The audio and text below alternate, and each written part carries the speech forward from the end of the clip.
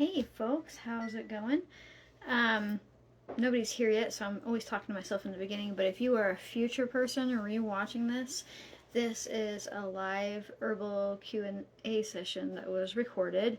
There will be people talking on the screen. I will be responding to them. While I am pretty crazy, I'm not talking to myself. And this was hosted on Instagram for those of you that will be rewatching on YouTube. If you're not following me on Instagram, I highly suggest it because I'm awesome. No, I just mean because I'm way more active on there. I need to get back to making YouTube videos. I acknowledge that. But hey, I uploaded this. We are talking about like future things like it's already done, but that's a thing. But okay, so it looks like there's a fair amount of people here. So hi, how you doing? How's it going? We have got an herbal Q&A to kick off. I have printed off all of your questions because that makes it easier on me than trying to like hit the button and like read through them all. When I get through this, if I'm not like dead tired, I will see the most recently submitted questions like while this is live because people can submit questions. And so yeah, that's what I'm doing now. Let me start off by saying that I am not a medical professional. None of my answers should be considered medical advice. You need to talk to your doctor before you stop or start doing anything. And this is just like a conversation, like a stepping off point for you to start doing your own research about your own individual body and your own individual health. We're just two friends having a conversation. Also, at the end of this or at any point you feel like you've gotten like, I don't know, valuable information and you would like to support me and you're watching on Instagram, consider clicking the subscribe button and throw me a couple bucks a month so I can do things like buy toilet paper and overpriced bread. You know, I'm not going to be able to afford eggs though. I'm just going to put that out there. No, luckily I have chickens, but it, you know, those eggs aren't free. But anyhow, that would just, you know, be great. It's like $3-4 a month, something like that. Instagram probably takes a chunk of it, but you know, you can find that in my profile. And if you're watching on YouTube, like, comment, share, subscribe. I think you can buy like a super thanks thing. I don't know, whatever you want to do. I'm just totally, you know, pay me. You don't have to though. Okay, so I have like all these questions and I'm gonna jump right in, and then I have a timer here and a pin. So I'm going to try to only talk for an hour and a half for self-care. I might end up doing a half an hour after that, but we'll see how my throat is feeling. I have a pin. That way when I've answered your question, I can mark it out. That way I don't re-answer it. And there are a lot of repeat questions in here, so I might only answer like one question about like eczema, right? But that should apply to everybody's questions. So, okay.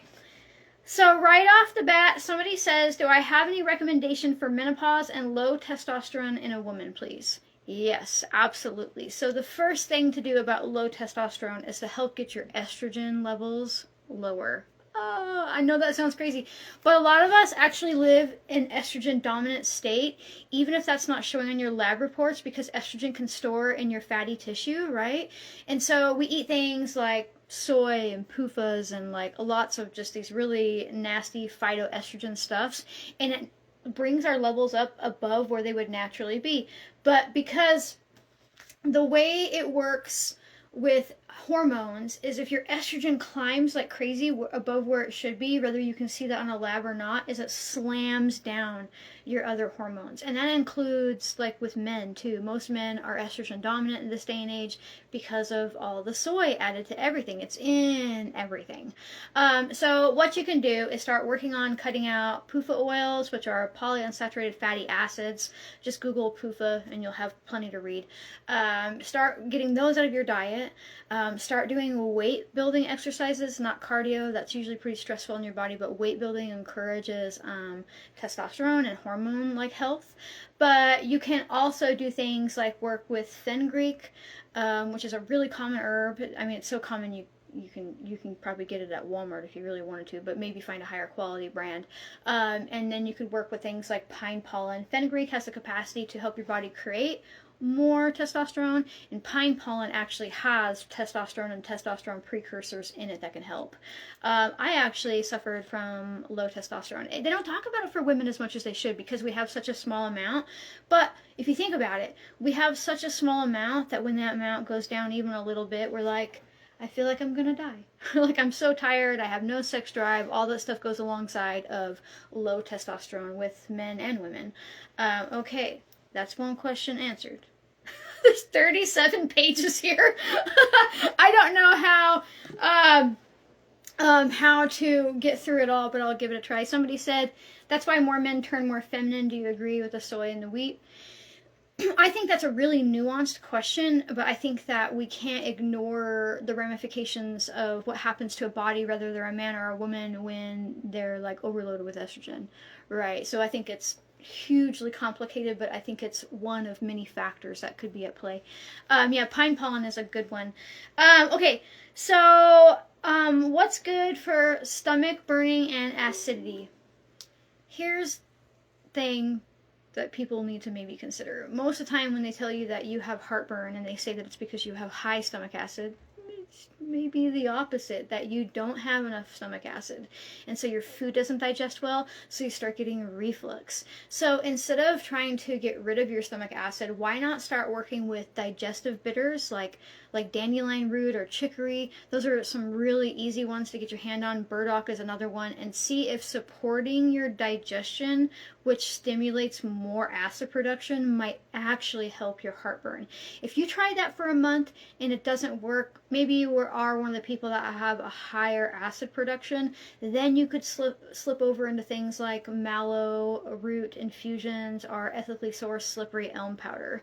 Yes, this video will be saved, and I'm even going to upload it to YouTube. The future people heard me talk about that. So here, I know I'm going kind of fast, but I didn't even hit start on my timer. You guys got extra time. I get bad at getting stuck on one question, and then I'm just like, then I don't answer anything. So I am sticking to this, I guess you could say, script of everybody's questions they submitted. So I'm trying not to jump into the comment section to answer questions, but I do see the questions similar to the one you asked, so I think that if you stick around for a while, you'll get your answer. So there's going to be a reoccurring theme in this, and I don't even mean to do it, but it's just a thing. A lot of you guys probably have B12 deficiency. I'm just going to call it out there. Like this person said, any herbs worth trying for Parkinson's?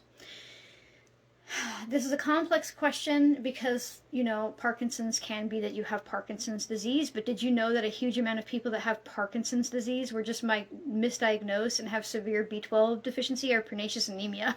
It is something to look into. It really is. And even if you have Parkinson's and you don't have necessarily, if it's not from the B12 deficiency, they did a study that recently showed that most people who have Parkinson's disease also somehow, for some reason, happen to be B12 deficient.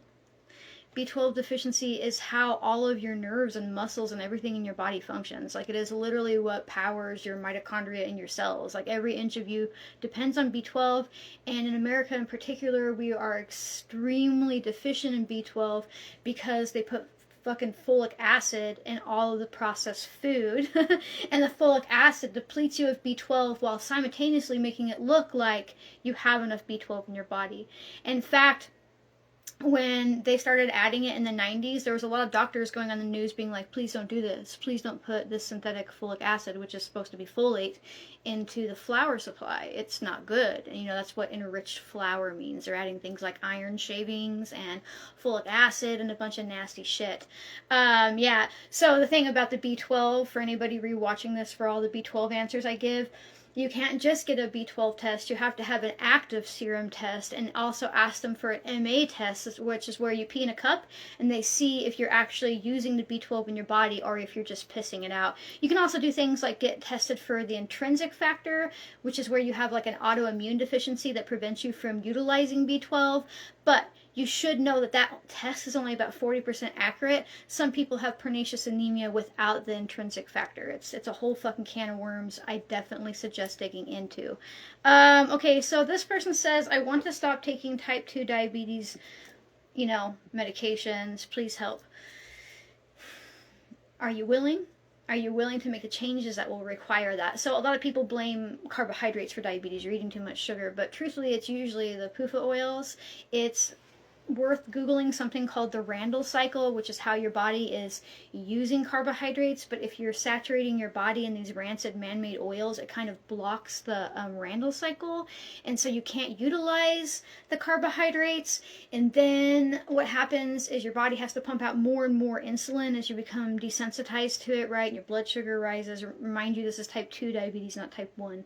But there's also been some recent studies that I've been reading that are interesting about copper deficiency, and how if you're, and a lot of people are copper deficient in the US as well, if you are copper deficient, your pancreas literally changes enzymes. So instead of going out there and using like the carbohydrates, the glucose like it's supposed to, it changes an enzyme and it goes to scavenge for copper. I thought that was really, really interesting, and I feel like it's something that is overlooked on top of consuming PUFA oils, right? So that is something to look into. And then, of course, like getting more strength training. Now, people will say do cardio and lose a ton of weight, and that's, you know, whatever, but like strength training, like working on muscle building, your muscles are so interconnected to blood sugar control, especially your thigh and your like leg muscles. So if you can really start working on muscles, it can start helping support correct like blood sugar functions. I wouldn't wear copper jewelry for increasing copper. I would actually look at bioavailable copper supplements, start eating things like beef liver, as well as things like oysters, shellfish, things like that that have high copper. I mean, the copper bracelets, they aren't horrible, but it's not going to get you to where you need to be. Okay, so I'll probably come back through these pages, but again, there's like 36 of them. So this person said regarding dosage, you say 1 to 4 drops. A book I have says 1 to 4 dropperfuls of a tincture. What are your thoughts? I think you should throw that book away. I mean, I'm not trying to like start some shit, but if you have an herbalist book that's telling you to take 1 to 4 dropperfuls of a tincture you make, that is fucking dangerous. Now, you might work your way up to that level, but if they're telling you that's what to start with, you can hurt yourself, especially because I'm guessing they're telling you to use tinctures that have been made with dried plant matter and high proof alcohol. Both of these things make a really potent and not in a good way tincture. If you are going to react badly to a tincture, your odds are incredibly increased if it's made with dried plant matter and high proof alcohol, right? So I would start with 1 to 4 drops and see how your body feels, and then work your way up 1 drop at a time. Remember, these aren't prescription medications. So for them to even just give you like this huge amount to run with, like for me, I might be able to use like 5 or 10 drops of something and feel fine. You might feel like shit with 5 or 10 drops. It might just need 1 drop. They are not like prescription medications where one size fits all depending on your body weight, right? Okay, so somebody asked if cooking in copper pots or pans is any good. Some people say, but make sure it's real copper. There's a lot of that like copper coating Teflon shit that's just going to give you cancer and doesn't have any copper in it. I don't know why I put that down after answering one question off of it. Okay, let me take a drink here. Do you see that? I just squirted water on your questions. All right. So, 9-month postpartum, not nursing. So she just gave birth and she's not nursing, and her cycle hasn't returned yet. You know, this is a case where I would say get your progesterone levels checked. Sometimes you can be progesterone dominant. Now, the cool thing about progesterone is like there's no toxic level. It does help us like highly deal with stress. But if you have really high progesterone levels, sometimes your period stops. So it might be worth looking into getting that tested. And then you could also do things like start working with like raw carrot salad. You can Google that and find a ton of information about it. As well as like chamomile is really good at helping us get out like excessive hormones from our digestive tract. You might even start working with once or twice a week activated charcoal. You swallow that in a pill form, right? And it basically absorbs endotoxins and excess hormones and stress hormones and all that kind of stuff out of your gut. But if you take it too much, the activated charcoal can make you constipated. So keep that in mind. What topically would be relieving for pertussis? So I probably said that wrong. Bursistis, which is funny because I had that a couple months ago. I was like, I am only 37 years old and my hip is fucked up. I just stepped wrong while I was out for a walk and it just like twisted my hip. And then I was like, whatever, I still have the body of a 20-year-old. I'll just keep I'll just keep doing shit like normal. And then it was like, oh, this hurts. And so what I found really well topically was a comfrey leaf compress. You can use dried comfrey for that. Basically just like simmer it in a pot till it's, warm, maybe 15-20 minutes, and then take it in a bath towel or some type of towel and stick it on there, put a heating pad over it. I also found that castor oil packs worked really well. Really, it's all about there's like just to creep some people out, there's a sack of liquid between your joints, and your hips has a big one, and when that gets inflamed, it hurts like crazy. Okay, so I would definitely do that. I also found that aspirin worked really well. I know people are like, oh, I work with a lot of things that aren't just herbs too. I like aspirin. I like how easy it is on your body. I like how it lowers stress hormones, and I also like how it can help with inflammation without destroying your liver the way that things like ibuprofen can. Yeah, so somebody gave some advice about like if their period hasn't returned, they can also look for Asherman syndrome. Should be also be something they look into. It's scarring of the uterus and cervix, which prevents a monthly bleed. Oh yeah, well, that is a good consideration. Like, because sometimes the scar tissue like builds up, and it can be from two different things. It can be that like you literally are not sloughing off the lining. Like that sounds, I know the word sloughing. Your uterus isn't falling out every month to have a period, right? Or it could be scar tissue over your cervix. Although sometimes with that, if it's doing that and you are like bleeding internally, you end up kind of like sick. You would have a fever and sepsis and things like that because it's not coming out. So if it was that, it would be more likely that it was your uterine wall. But it also can be from like really high progesterone levels. Any helpful herbs for loss of estrogen during menopause? So I've already kind of touched on this, but I'll touch on it again because it's so important for people to hear. In this day and age, even in your menopause, you are likely estrogen dominant still. And remember, what it shows on your test is not the same as the reality that's in your body, because they're just testing what's actively in your blood at any given moment. But your body stores hormones and fats, particularly estrogen. Now, there is a particular, okay, so I won't describe it because people will yell at me, but if you want to Google estrogen dominance body, you can see what that looks like. I mean, usually it's like, in men, it looks like they have grown some breasts. You're gaining a lot of weight in your front stomach and your breasts that you don't naturally have for men, but in women it can be where you gain it like on your lower stomach and your thighs in certain areas. And then we're told, oh, well, you're in menopause, that means you don't have any estrogen. But did you know that most of the time the hot flashes are caused by low DHEA, which is a hormonal precursor to make all the hormones, as well as progesterone. I've talked with more women that have gotten relief from hot flashes by doing things like working with something like Progest-E or natural progesterone creams than they have from working with estrogen. And so most people are still estrogen dominant even in their menopausal years, not because you're still producing it necessarily, but because externally it's like a toxin that's bombarding us everywhere. Even in like things like, even if it's not food, like BPA, it's phenols, right? These phenols that have been turned into things like BPA can actually mimic hormones in our body, and it's typically estrogen. Okay, so all right. So, anything else in the stack of 36 pages? What would you recommend for a brown recluse spider bite? If it hasn't happened somewhere really fleshy and it's not already like going necrotic and you've made sure doctors looked at it so you don't fucking die, because it can spread out. Now usually if they bite you somewhere where there's more fat, it spreads worse, versus if it's like somewhere like, I don't know, like your lower thigh or somewhere that maybe doesn't have as much body fat on it.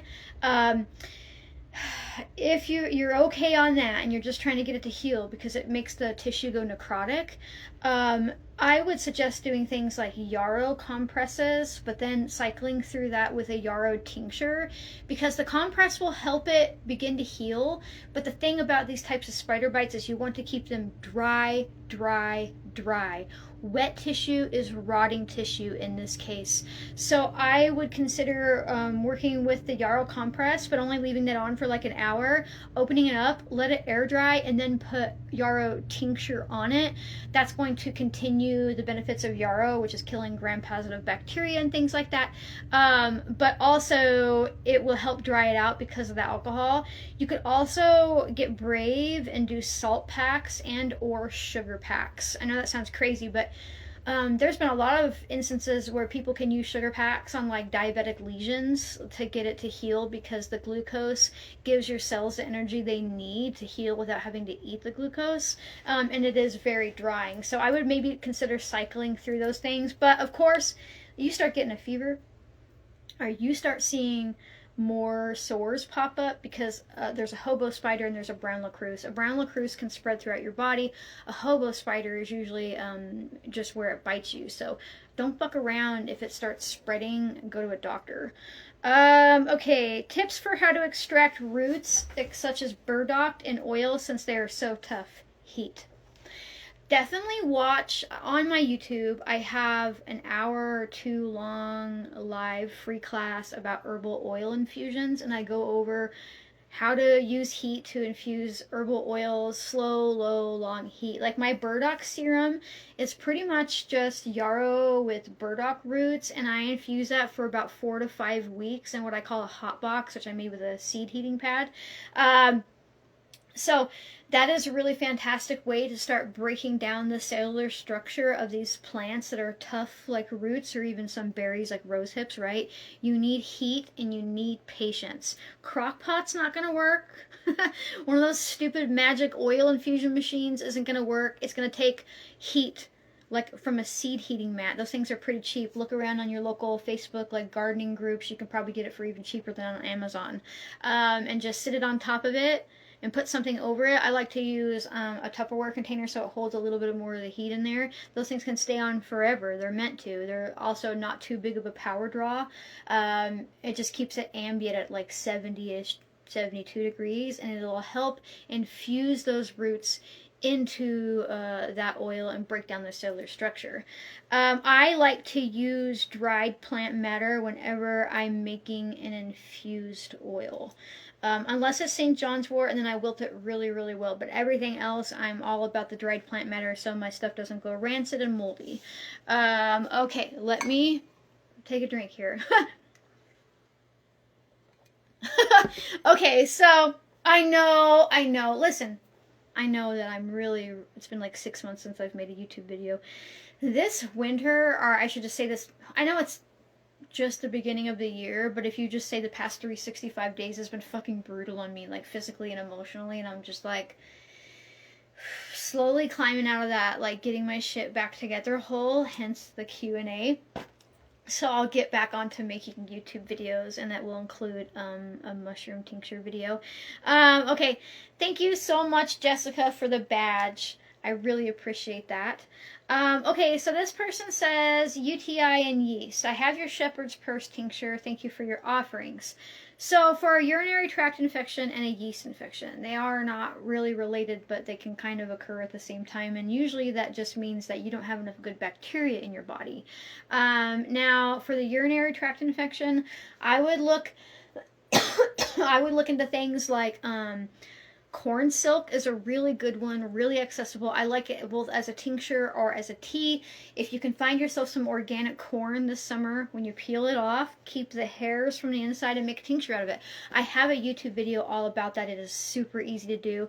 You could also use that one on a regular basis. You don't have to worry about it like, you know, having to stop using it. It's a food, basically, right?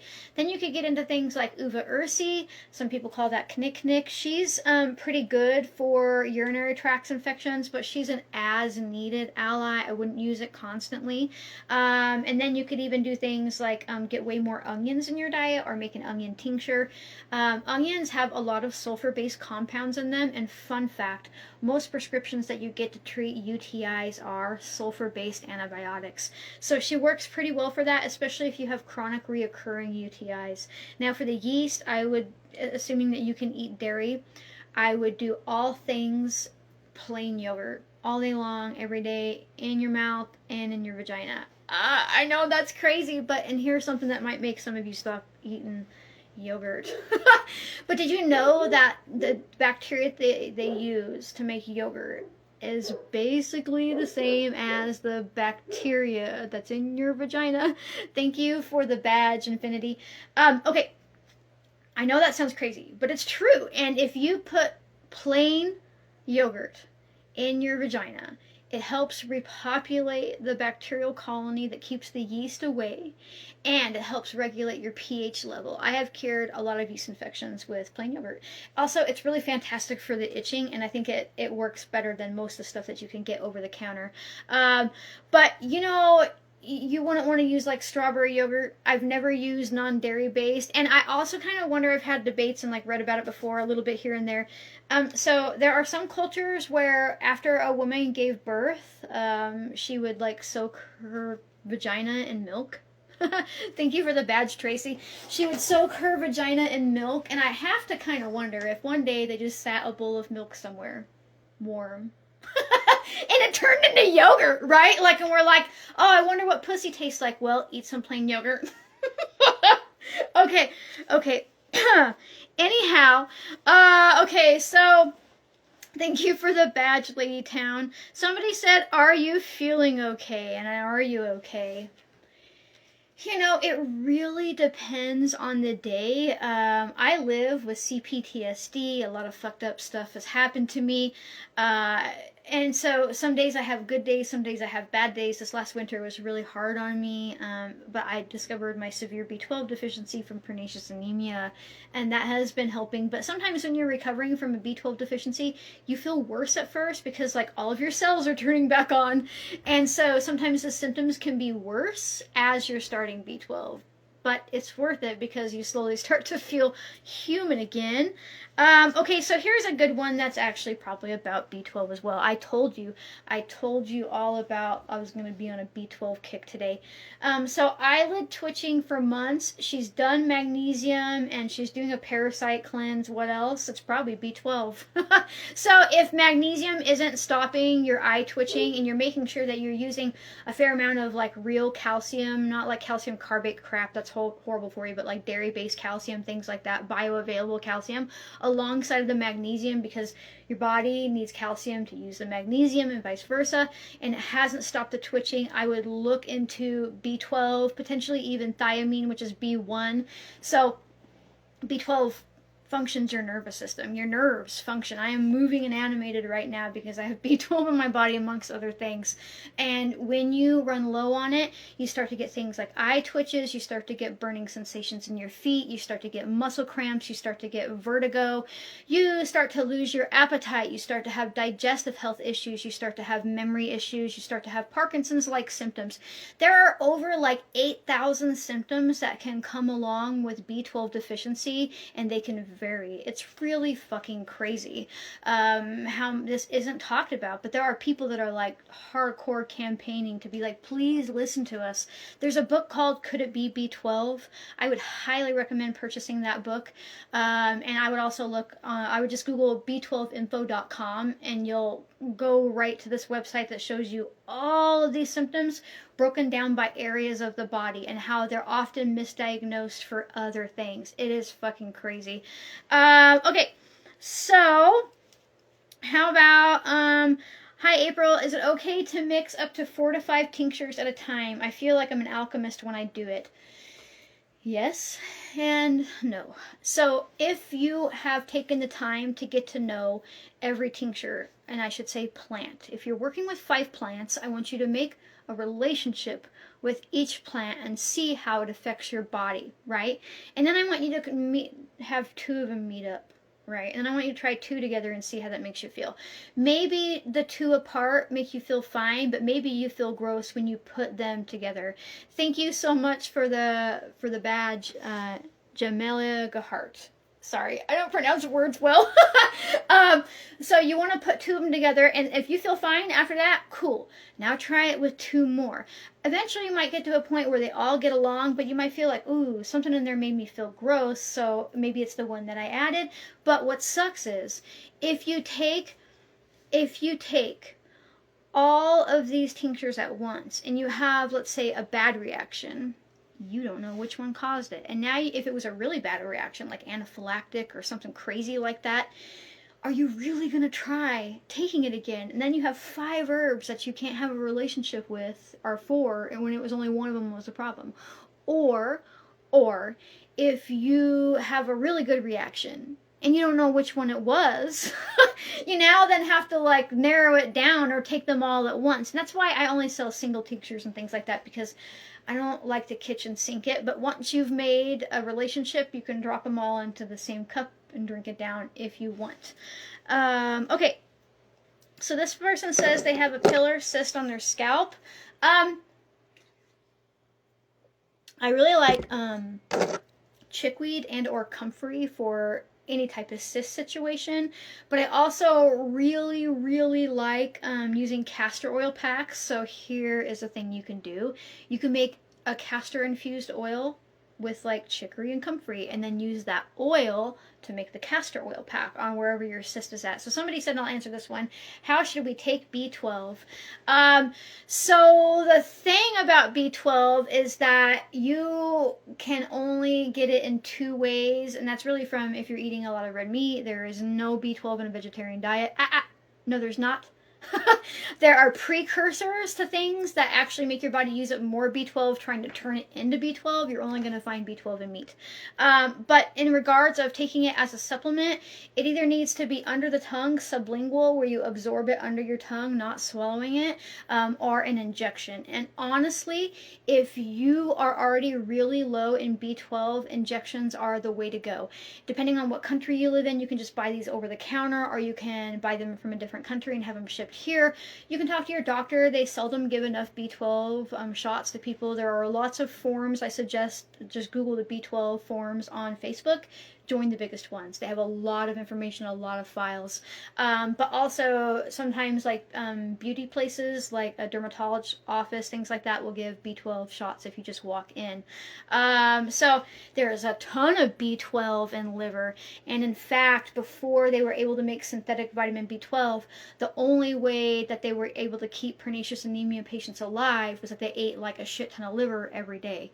Okay, so how about, what is your opinion on flower essences? First, I have a video that goes over this pretty in depth and how to make them. And let me say that I believe that placebos are a powerful effect on our body. If you take something and tell yourself, this will make me feel better, your brain hears that. It's powerful. It doesn't know what you're giving it, not really. And it can really be a powerful thing. There are tons of studies on how placebo effects are amazing. Flower essences are a placebo effect because, listen to me, you are floating flowers are sitting flowers near water for a small amount of time, like an hour.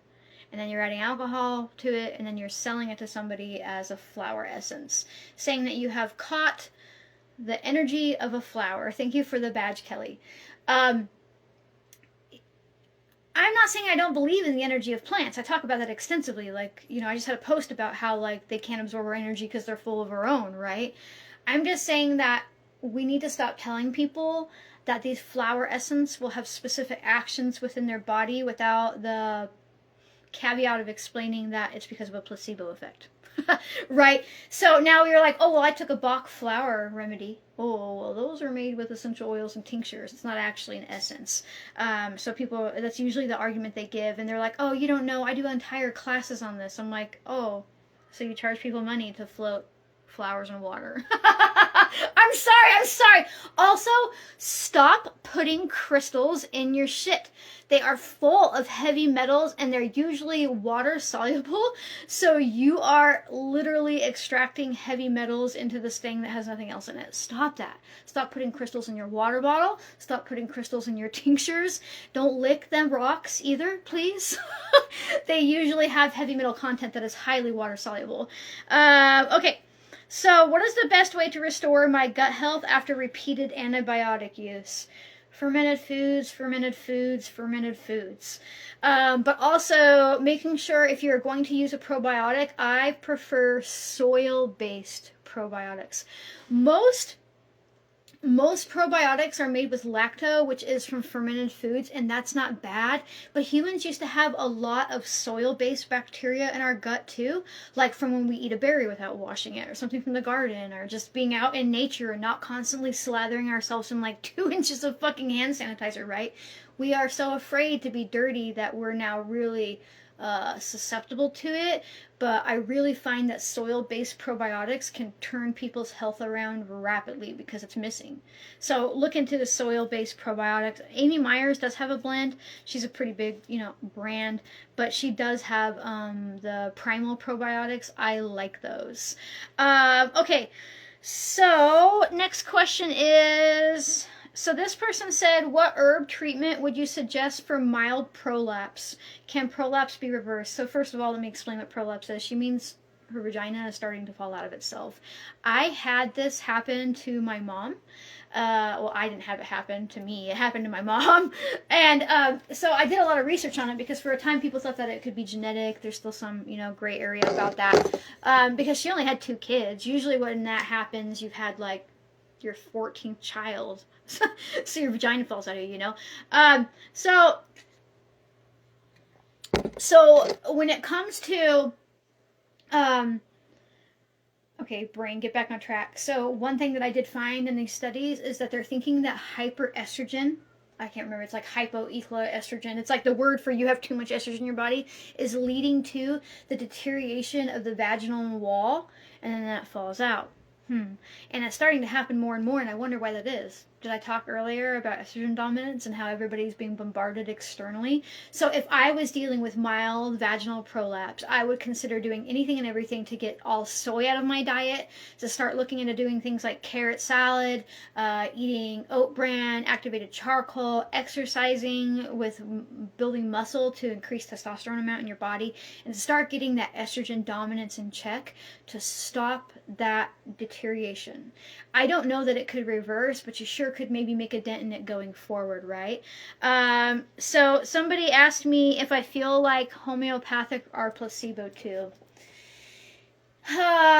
Yes and no. Yes, in the way that some of them are like definitely so benign that there's nothing in there, and no in the way that homeopathy injures thousands of people every year because they tell people to do things like take fucking aconite, which is also called monk's hood, which is also called wolfsbane and extremely toxic. You can die just from touching it for a common cold. They believe that the poison is in the dose, but yes, the poison is in the dose you're taking.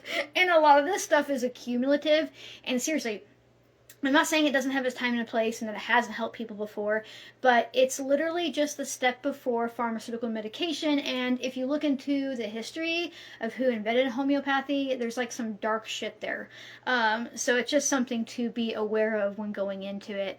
Okay, so somebody said, and I know I'm veering off my pages here, but I did B12 shots every 2 weeks, but noticed I would have anxiety and depression about a week after my shot. Any thoughts? Yeah, you ran out. But also, you might not have had enough important precursors, like you didn't have enough folate, you didn't have enough bioavailable iron, like from red meat.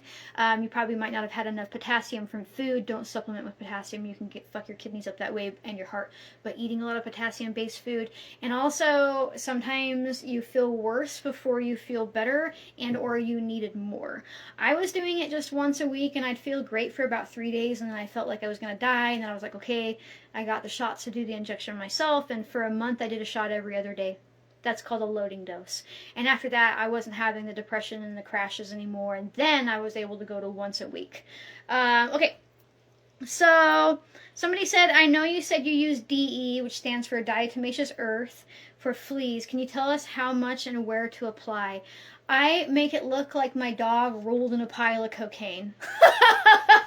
Which, I'm basically just working it onto them, and then I'm taking a brush and I'm rubbing it through their fur, right?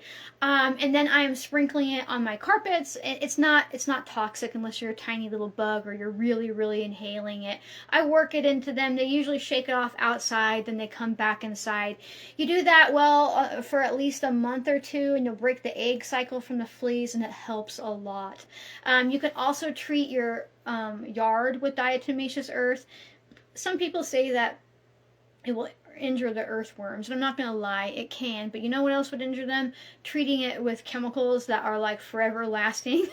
So it's kind of like pick your poison. I'd rather use like an old, basically it's a fossil of these tiny little like creatures that were in the sea, right?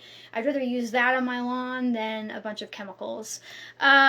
So what can I do to get rid of raised liver spots? So anything that has to do with liver issues, you're really going to want to get PUFA out of your diet. And I don't mean slowly. I mean don't fuck around. Gut all the processed food of your house.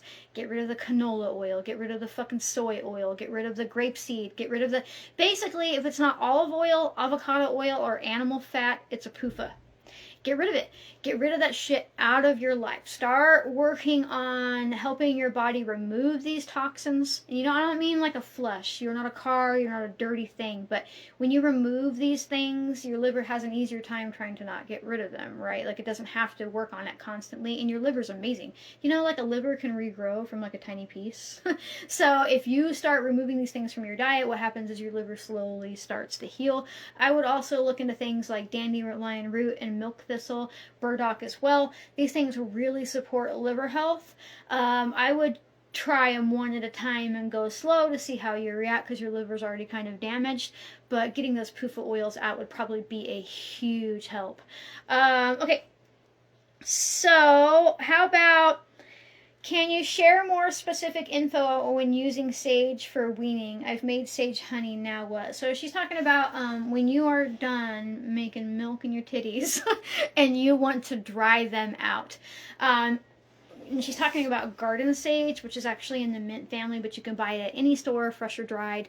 It's really drying for milk production like most mints are, but it is a little bit stronger than most mints at drying out the milk. So what I did, and to put this into perspective, when I make milk, I make milk. Like, when I stopped breastfeeding my daughter because I had to have cancer surgery and stuff, she was only like 6 months old, and I had like another 5 months supply of milk in the freezer for her. And so I really, really just did not want to milk anymore, and I needed to stop, and it was like painful, right? You're like, oh fuck, what am I gonna do? So I was thinking about 3 cups of sage tea a day. Make it strong. You shouldn't enjoy it. That type of strong. I don't mean leaving it in there forever, but like a lot of sage per cup, right? And then I am drinking that 3 times a day, and I'm doing the tight bra method. Now, when I was pregnant with my son and I had him and I decided to stop breastfeeding, my mom, who's from the 1950s, decided to bind me. Do not do that. I mean, it fucked me up. It hurt. It was bad. But you can do a little bit of restriction, and usually what I would do is a normal bra that's tight fitting and then a sports bra over top of that. So you're tight, but you're not like, I couldn't lay down. I was like, because she binded me. But that plus the sage tea dried me out in a week.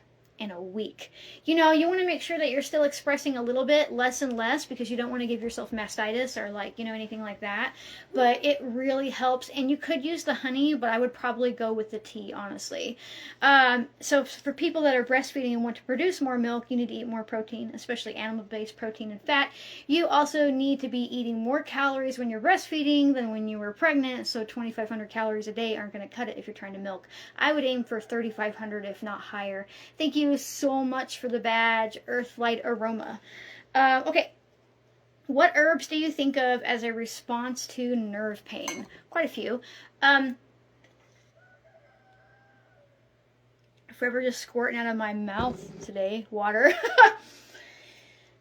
St. John's wort is really amazing for nerve pain, but there's the complication that she supports your liver too well, and so she can flush whatever medications you're on out of your body and cause all kinds of reactions, right? So if you're on medications that need to be in your body 24/7, there's a possibility, a high possibility, that St. John's wort might react. But if you're not on medications, she's fantastic for nerve pain internally.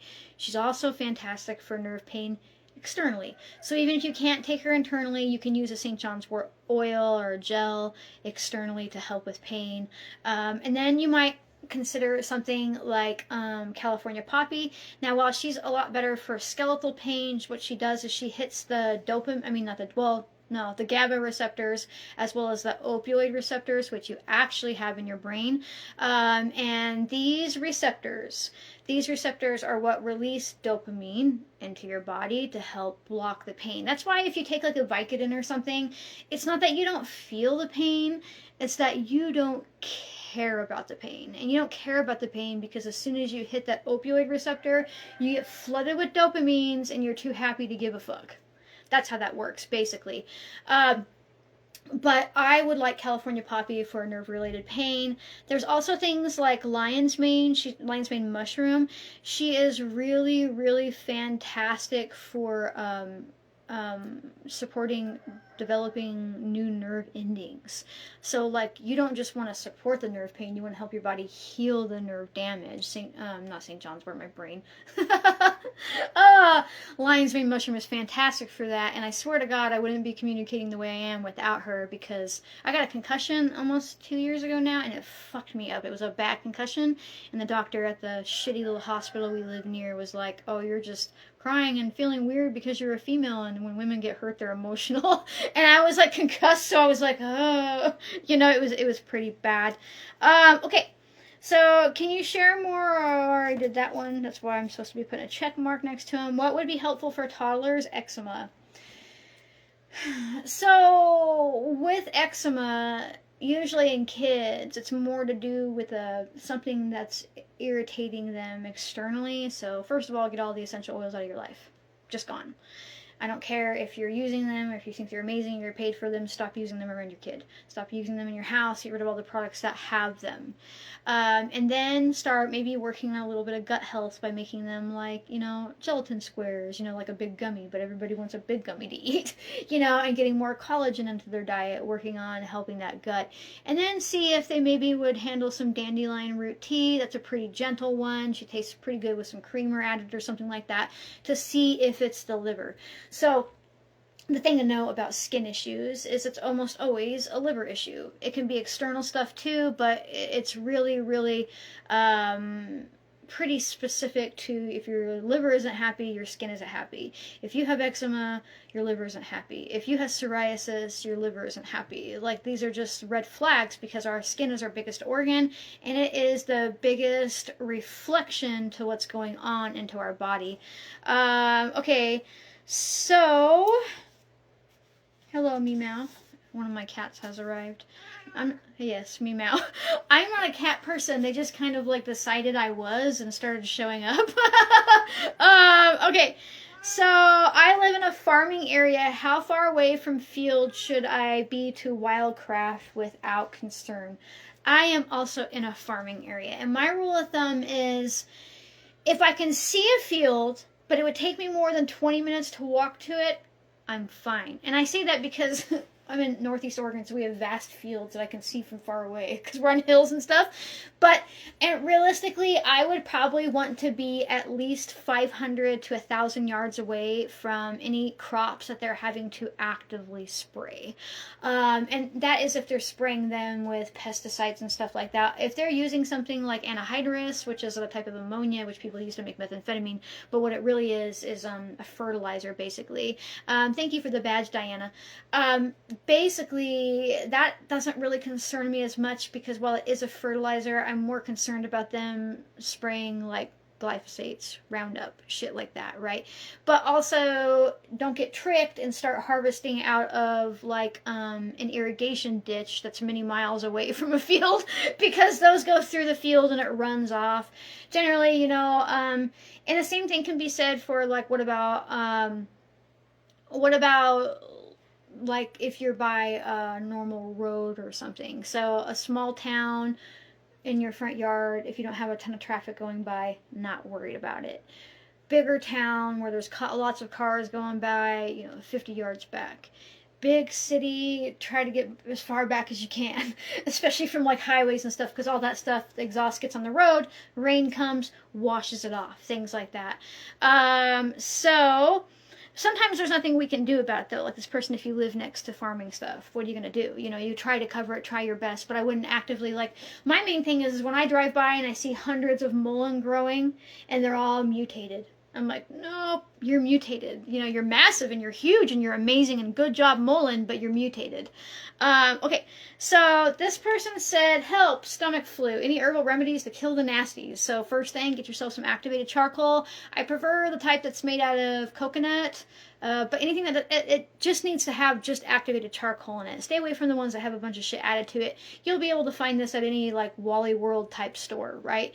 That's going to help absorb the virus and the endotoxins that are in your gut and knock back some of that. Thank you for the badge, Shield Maiden. But on top of that, I really like lemon balm. You might be able to find lemon balm in a tea. Thank you for the badge, Teresa. You might be able to find some lemon balm for that. And then ginger, of course, ginger ale, although it'd be better to make ginger tea. But do what you can to like not get dehydrated, really. But really, it's all about getting you to stop puking and or shitting, whichever way it's coming out. I would not use elderberry. Please don't use elderberry if you're already really sick, because that one really increases your immune system response, and the reason you feel gross is because your immune system is responding to a virus. So if you take something that stimulates it while you're sick, you're going to feel sicker. So I would definitely, I have a lot of activated charcoal and pills in my house because it just comes in handy for so many things. Everything from diarrhea, ate something bad, gas attack, flu, even if I'm feeling really stressed out, like my serotonin is really high, I'll take some activated charcoal, like 3 or 4 capsules, and I can feel it calming me down. Okay, so is Everclear okay for mushroom extracts? If you water it down to 100 proof first, you really, really need the water-soluble polysaccharides that are in mushrooms. So, I don't advocate for using Everclear in tinctures in general, but so I wouldn't use it for mushrooms because you really want those water-soluble properties, even if the mushrooms are already dry. This person asked, I don't know about charcoal during pregnancy, but it's not really a supplement. Right, it's a supplement, but it's not really something that you're digesting. I don't see it really interfering, but definitely do a little bit of research. Somebody said, did you take Cyproheptadine, aspirin, and psilocybin all the time for your high stress? No. I did use the aspirin and the Cyproheptadine at the same time for like coming down from like really, really high stress. Thank you for the badge, our Shabby Shed. I didn't know if I was going to say that right. It's almost like a tongue twister. So for those of you who are like, what's this Cyproheptadine herb? It's not an herb. It's a really, really old school class 1 antihistamine that came out in the 1950s. I am not one of those herbalists that doesn't use pharmaceutical medications. I am just one of those people that I like something if it's been around for a really long time and I can do an ample amount of research on it. And Cyproheptadine, just go ahead and Google repeat form Cyproheptadine. And I only say that because that'll be the one place where you can see like thousands of studies about Cyproheptadine and what it can do for your health. Now, it's an antihistamine, so usually people use it for allergies, but it also really, really helps lower the cortisol and stress hormones in your body. It helps turn appetite back on. It helps you sleep. It definitely pulled me back from the edge. Thank you for the badge, Muma Holes. Oh my god, I feel like I said that wrong, and I'm sorry if I did. Fuck. And I like to use the Cyproheptadine with aspirin because aspirin also is helping to lower stress hormones. Now, to put this into perspective, a couple years back, I had stage 3 burnout. I had no cortisol in my body during the day, and cortisol levels so high at night that it was dangerous. Like, I could have died during the day from not enough cortisol, and I could have had a fucking stroke at night from the high levels. And most doctors were like, this is going to take you years to recover from. You'll never this, you'll never that again. And I'm like, okay, well, I can't not recover because I like keep this roof over all of our heads, right? And basically, I started researching and looking at Cyproheptadine, different supplements and things like that. And within 6 months of using Cyproheptadine, aspirin, eating pro-metabolically, working on stress things, I took a cortisol test and was perfect across the chart. You wouldn't have known that 6 months prior I had horrendous burnout, that I was like stage 3 HPA axis dysfunction, like a week away from having an adrenal crisis, which is like where your body basically it's like adult SIDS, like your body shuts down because there's no adrenaline to run your body, right? It was really, really bad. And Cipro was one of the things that fucking saved me. And I mean, it's been around for so long. Now they mainly use it for younger kids that need appetite stimulation, but it's such an easy thing to get and have on hand. I take a tiny amount. Maybe 0.5 milligrams. So if I get a 4 milligram pill, I'm like breaking that into fours, right? Okay, so let's see. And the psilocybin, because I didn't talk about that, I only use that like once a month or so, and in like really, really tiny amounts. I don't really need to like melt my face with mushrooms. And just so you know, what that's doing is it's down regulating your serotonin, because serotonin is a stress hormone, and the pharmaceutical industry is finally admitting that. They're like, oh well, these medications do like make your serotonin levels go sky high, but eventually it gets so high that it blocks out your receptor's ability to have it, and then you don't feel depressed because it blocks the serotonin. And I'm like, Jesus fucking Christ. So that's about to change, especially since they have industrialized the psilocybin mushroom complex. They're going to turn that into the new pharmaceutical. It might not happen now, but in a decade, mark me down, I already bought some stock, right?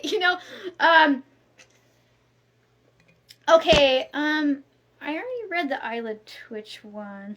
So how about this one? Cause of lipoma, which is like a fatty tumor that is like between like, let's say your kneecap or something like that, right? It can be all over. I haven't deep dived in to see the cause, but the first thing I would probably do is start doing castor oil packs, and then as well as like chickweed packs. And I wouldn't be surprised if it wasn't correlated to ingesting polyunsaturated fatty acids, which is the PUFA oils. I would feel like taking that out of your diet would benefit you regardless, but sometimes the thing that's a problem with these oils is that our body can't really process them, which is why we also have a huge sudden problem since like they showed up around in like 1950s and 60s and started creeping their way into production. And then you can follow the track of when like PUFA oils came into market and when like obesity and heart disease and things like that happened, because our body can't really process and use these fats for fuel. We store them. Right, so I don't know if the lipoma would be caused by that, but I feel like it could be, because it is just like a fatty tumor. It's just like fat. Sometimes it can be considered a tumor. Sometimes it's just like a wad of fat. And so that is something to consider. Hi, April. Let me mark that off so I don't answer it again. Hi, April. I've been blowing green snot for months that ain't right. Anything that can help. So you have an infection in your nose.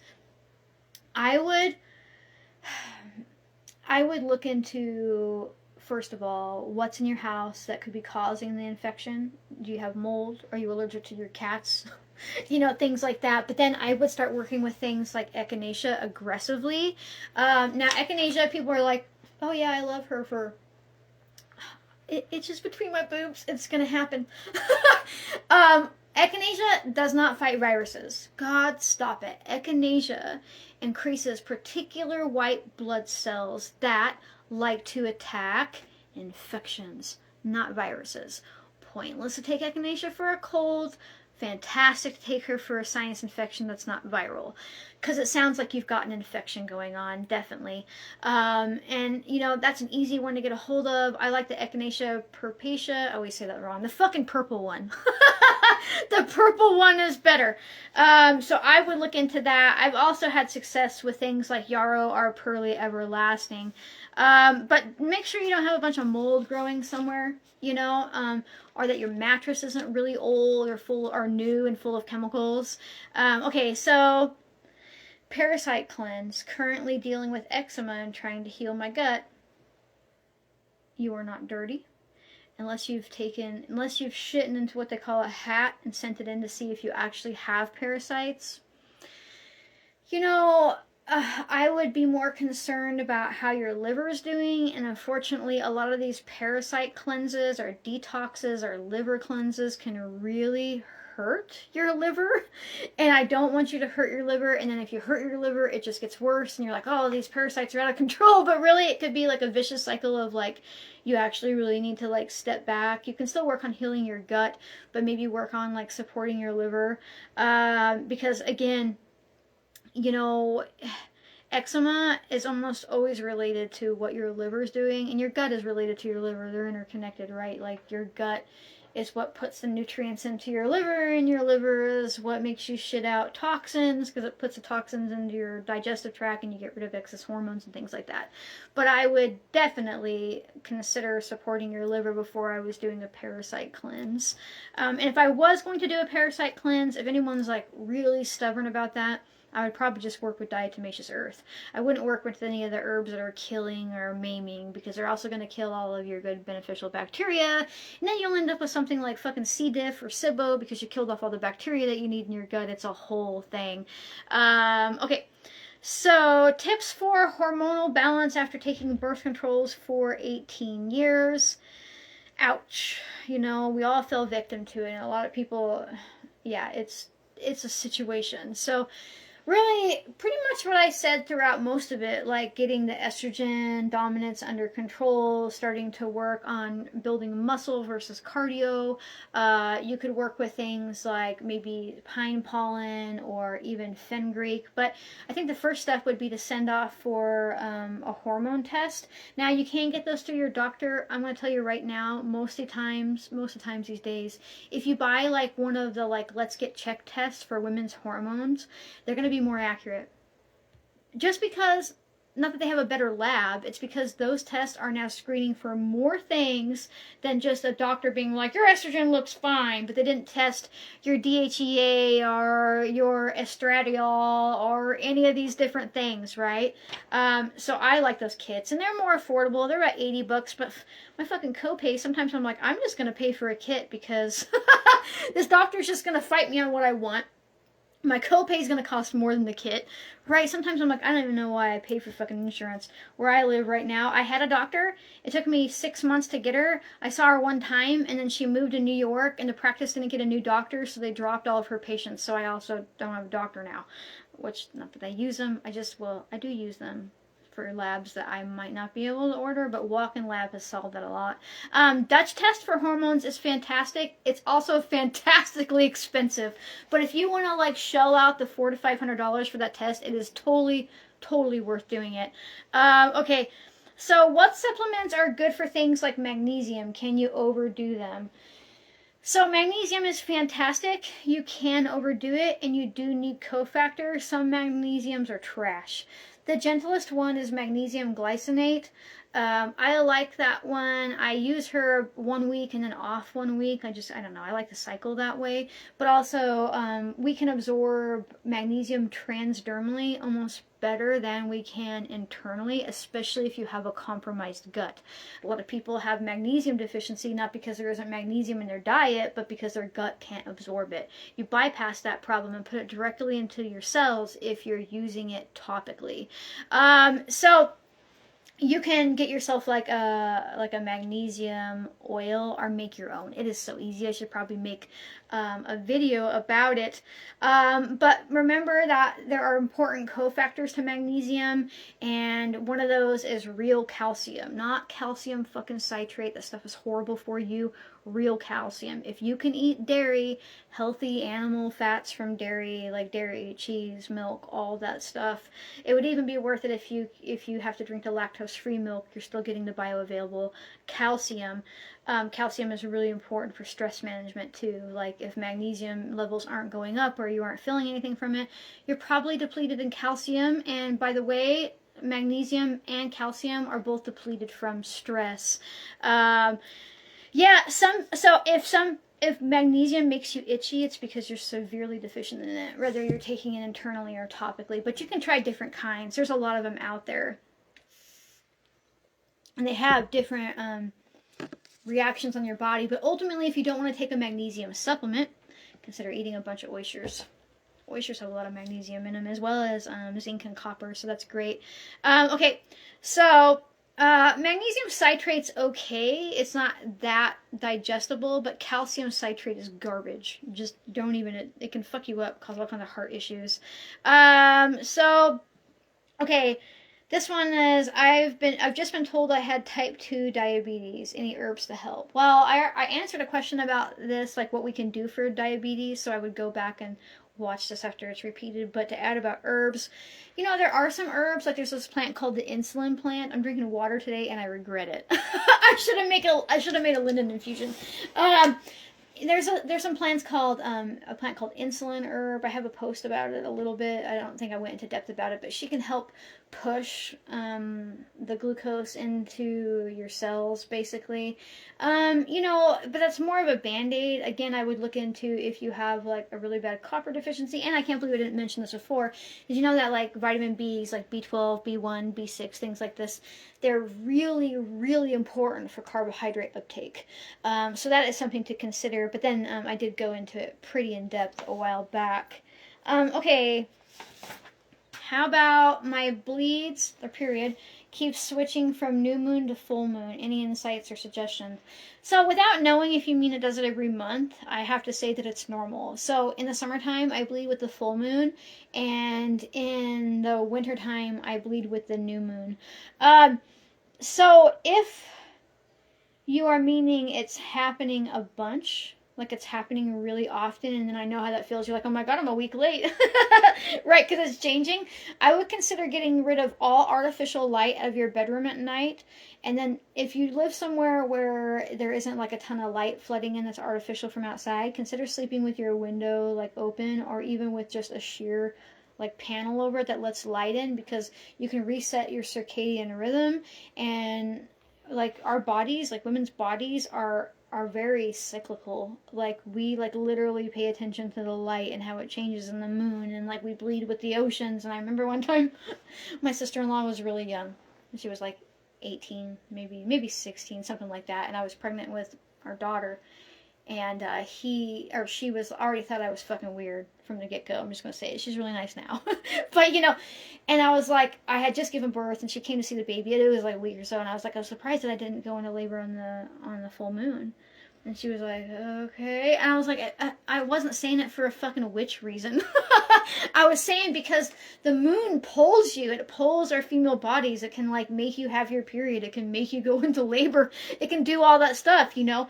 And so we are really, really connected to the light. And so even if you can't do that, I would say that maybe try to mimic the full moon light, where, you know, if it's a new moon, make sure you're blocking out all the light from your window. If you know it's a full moon, let some light through. Maybe you'd be able to trick it that way.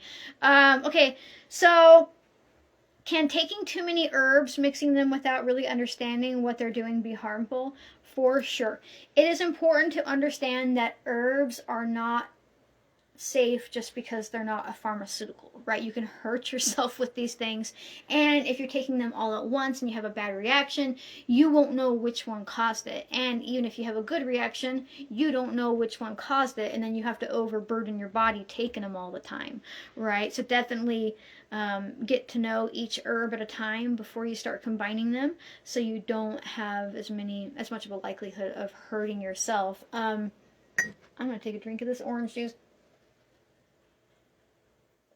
I'm like, oh, you know what would be really good while I talk? Something acidic. So let's see. This may be a silly question. I watch your tincture videos, but do you wash your plant matter before placing in a jar? No, nature isn't dirty. Listen, we have been conditioned to believe that outside of our sanitized reality that things are filthy. Like, people really think that, like, deer are just going around and like taking purposeful shits on plants, right? Like, if you see this plant out in the wild and you don't see any visible dirt on it, it's fine. You don't need to wash it. Plus, if you're dumping alcohol over it, got a secret for you. It's sterilizing it. So I don't gather anything that's covered in mud. You know, sometimes I'm like, oh, fuck, it just rained. And I'll have to wait a while because what happens is the mud will splash up if it rains really hard, right? And then you're like, you can't gather it. If I see bird shit, like, this stuff isn't invisible. If it's dirty, don't gather it. If you don't see any visible dirt on there, you don't need to wash it. It's not dirty in the way that you've been made to believe. Is wild yam cream recommended post-menopause, struggling with weight ideas? So it's natural to gain weight as we get older. And just to say for anybody, just to put this out there, the less you eat, the more your body will hold on to weight. Eventually it'll tip. Eventually it'll go into starvation mode and start losing weight, but it won't. It'll come right back. But with menopause, like, our bodies feel a little safer having a little bit more weight on there.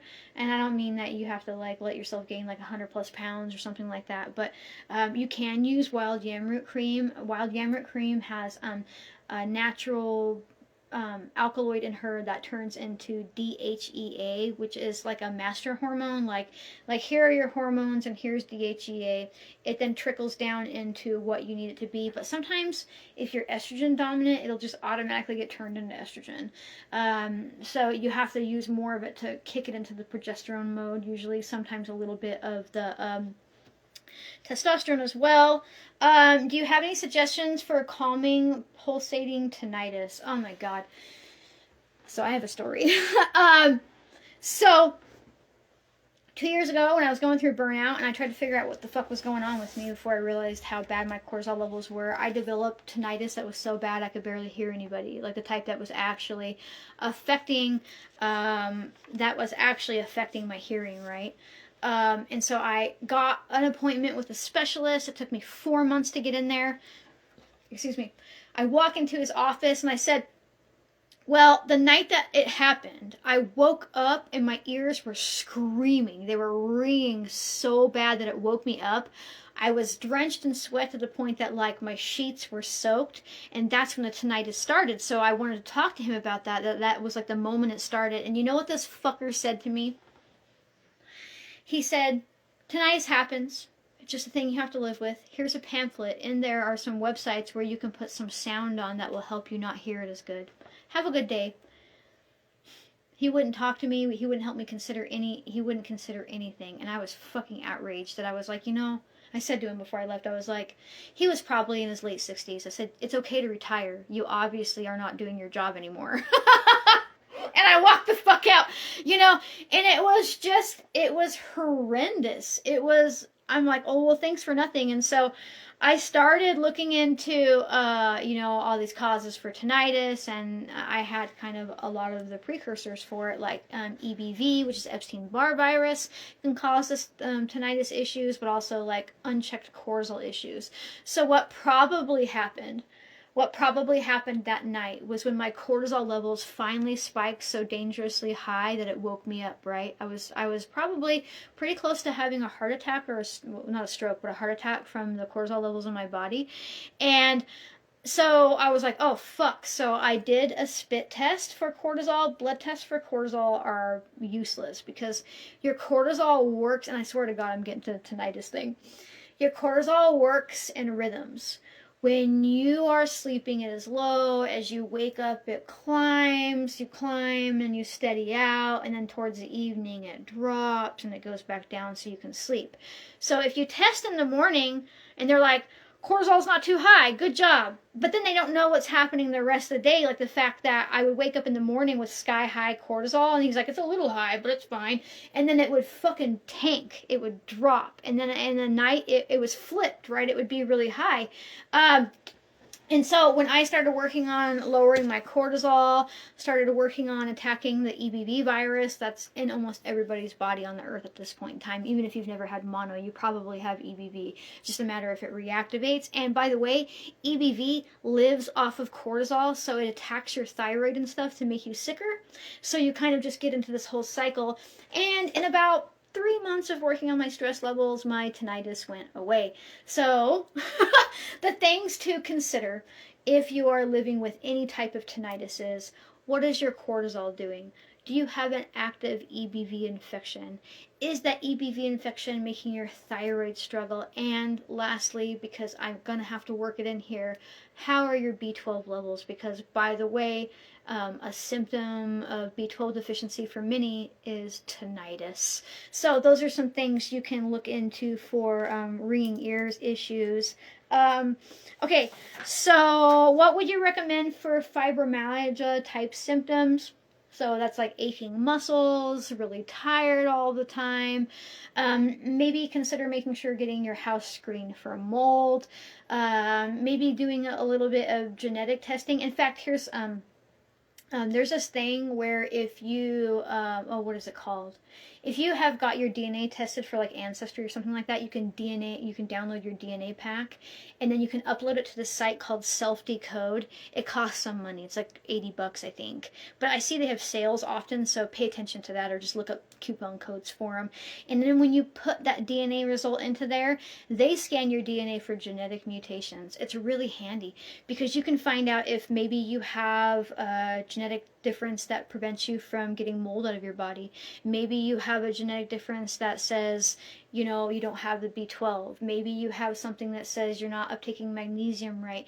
It's really a good idea when we're able to look at our genetics for these types of things like fibromyalgia, because you're probably not going to get much help from the medical community in that regard. And you might be able to be like, oh, these are things that he hadn't looked at, and maybe that something in here is leading to that.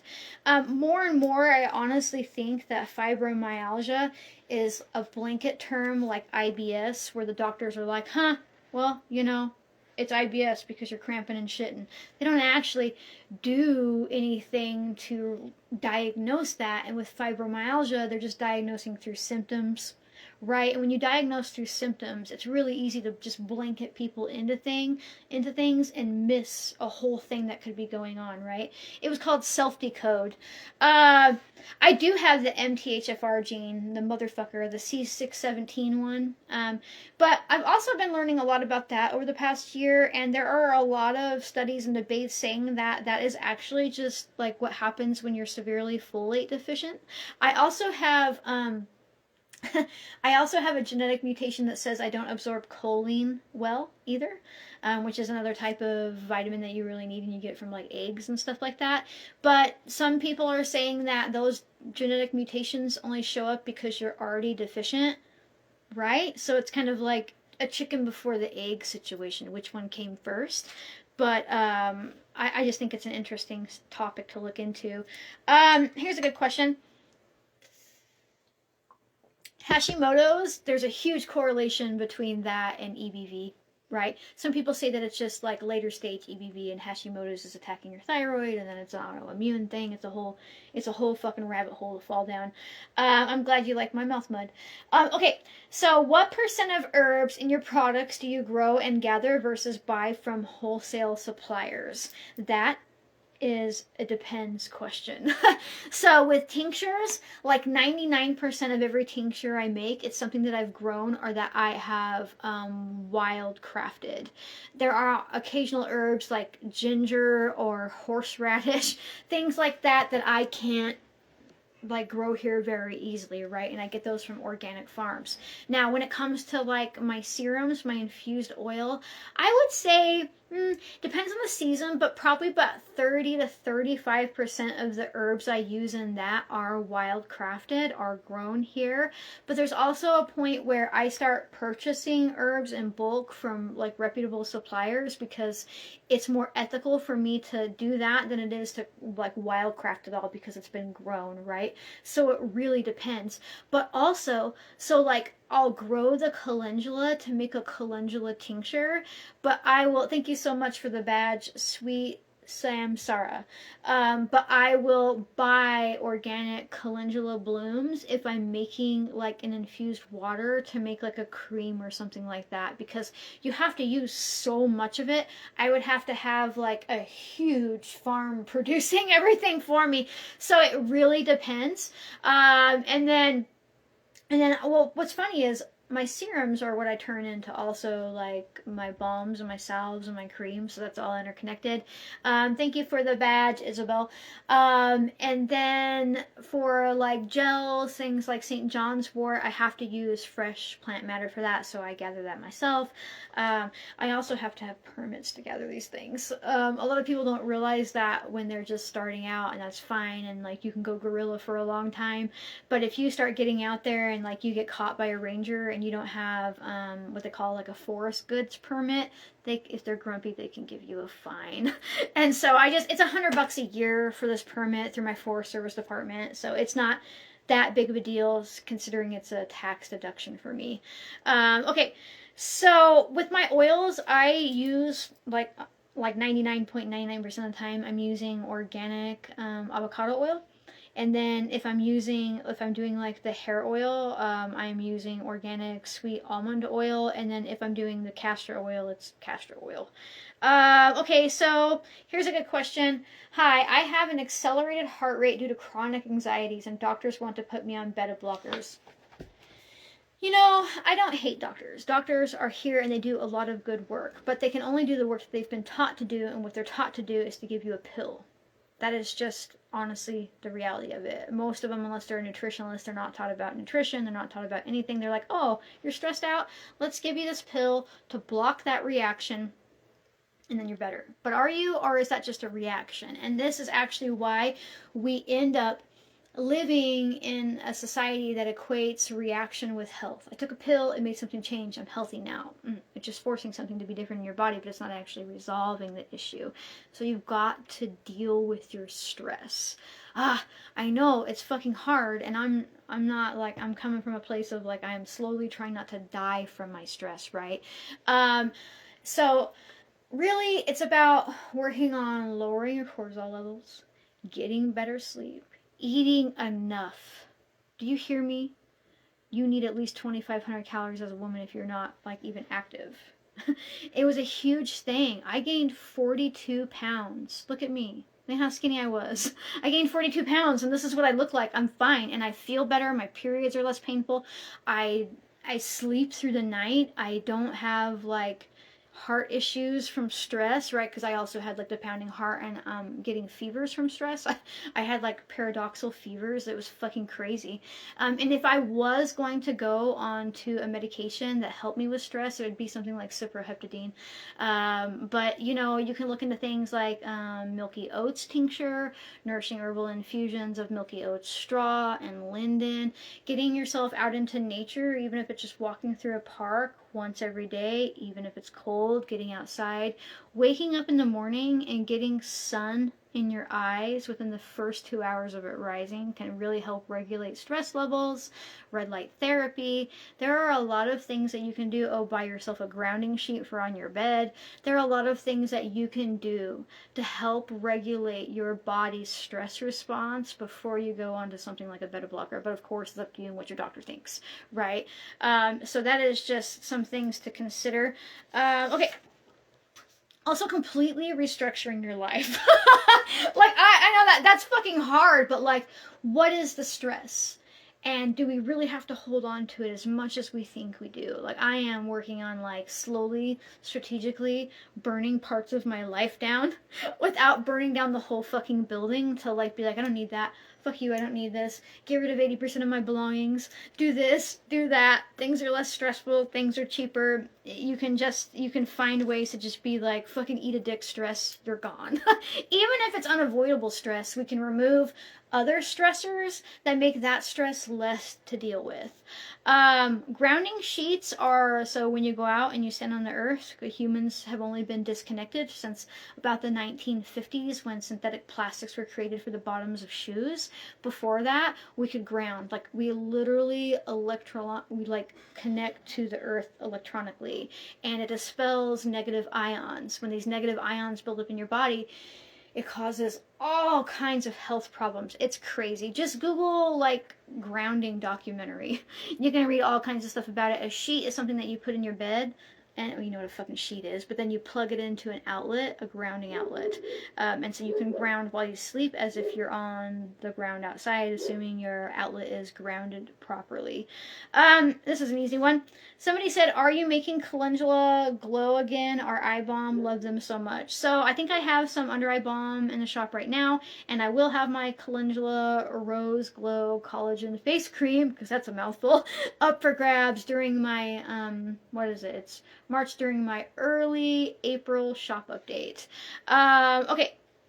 Yeah, you can ground outside too, and you should. You know, like a grounding sheet isn't a replacement for spending time with your bare feet on the ground, but it is pretty great to get like 5 to 8 hours of grounding in uninterrupted, and I think that that can really help people who maybe don't have access, or it's winter time, things like that. Okay, so I answered that question, found out I have a polyp on my uterus, told them no to surgery. Herbs that might help. Yeah, I would start drinking all things chickweed infusion. Chickweed is really fantastic for resolving things like cysts. It can take time. I would also start doing castor oil packs, and then I would make a chickweed comfrey infused castor oil and use that to do the castor oil packs. What are some herbs for a slow metabolism and to regulate low blood pressure? So, you know, a slow metabolism usually happens when we aren't maybe eating enough carbohydrates or the right type of carbohydrates, that we're not being active, we're eating a lot of PUFA oils, our thyroid isn't happy, we could have B12 deficiency issues.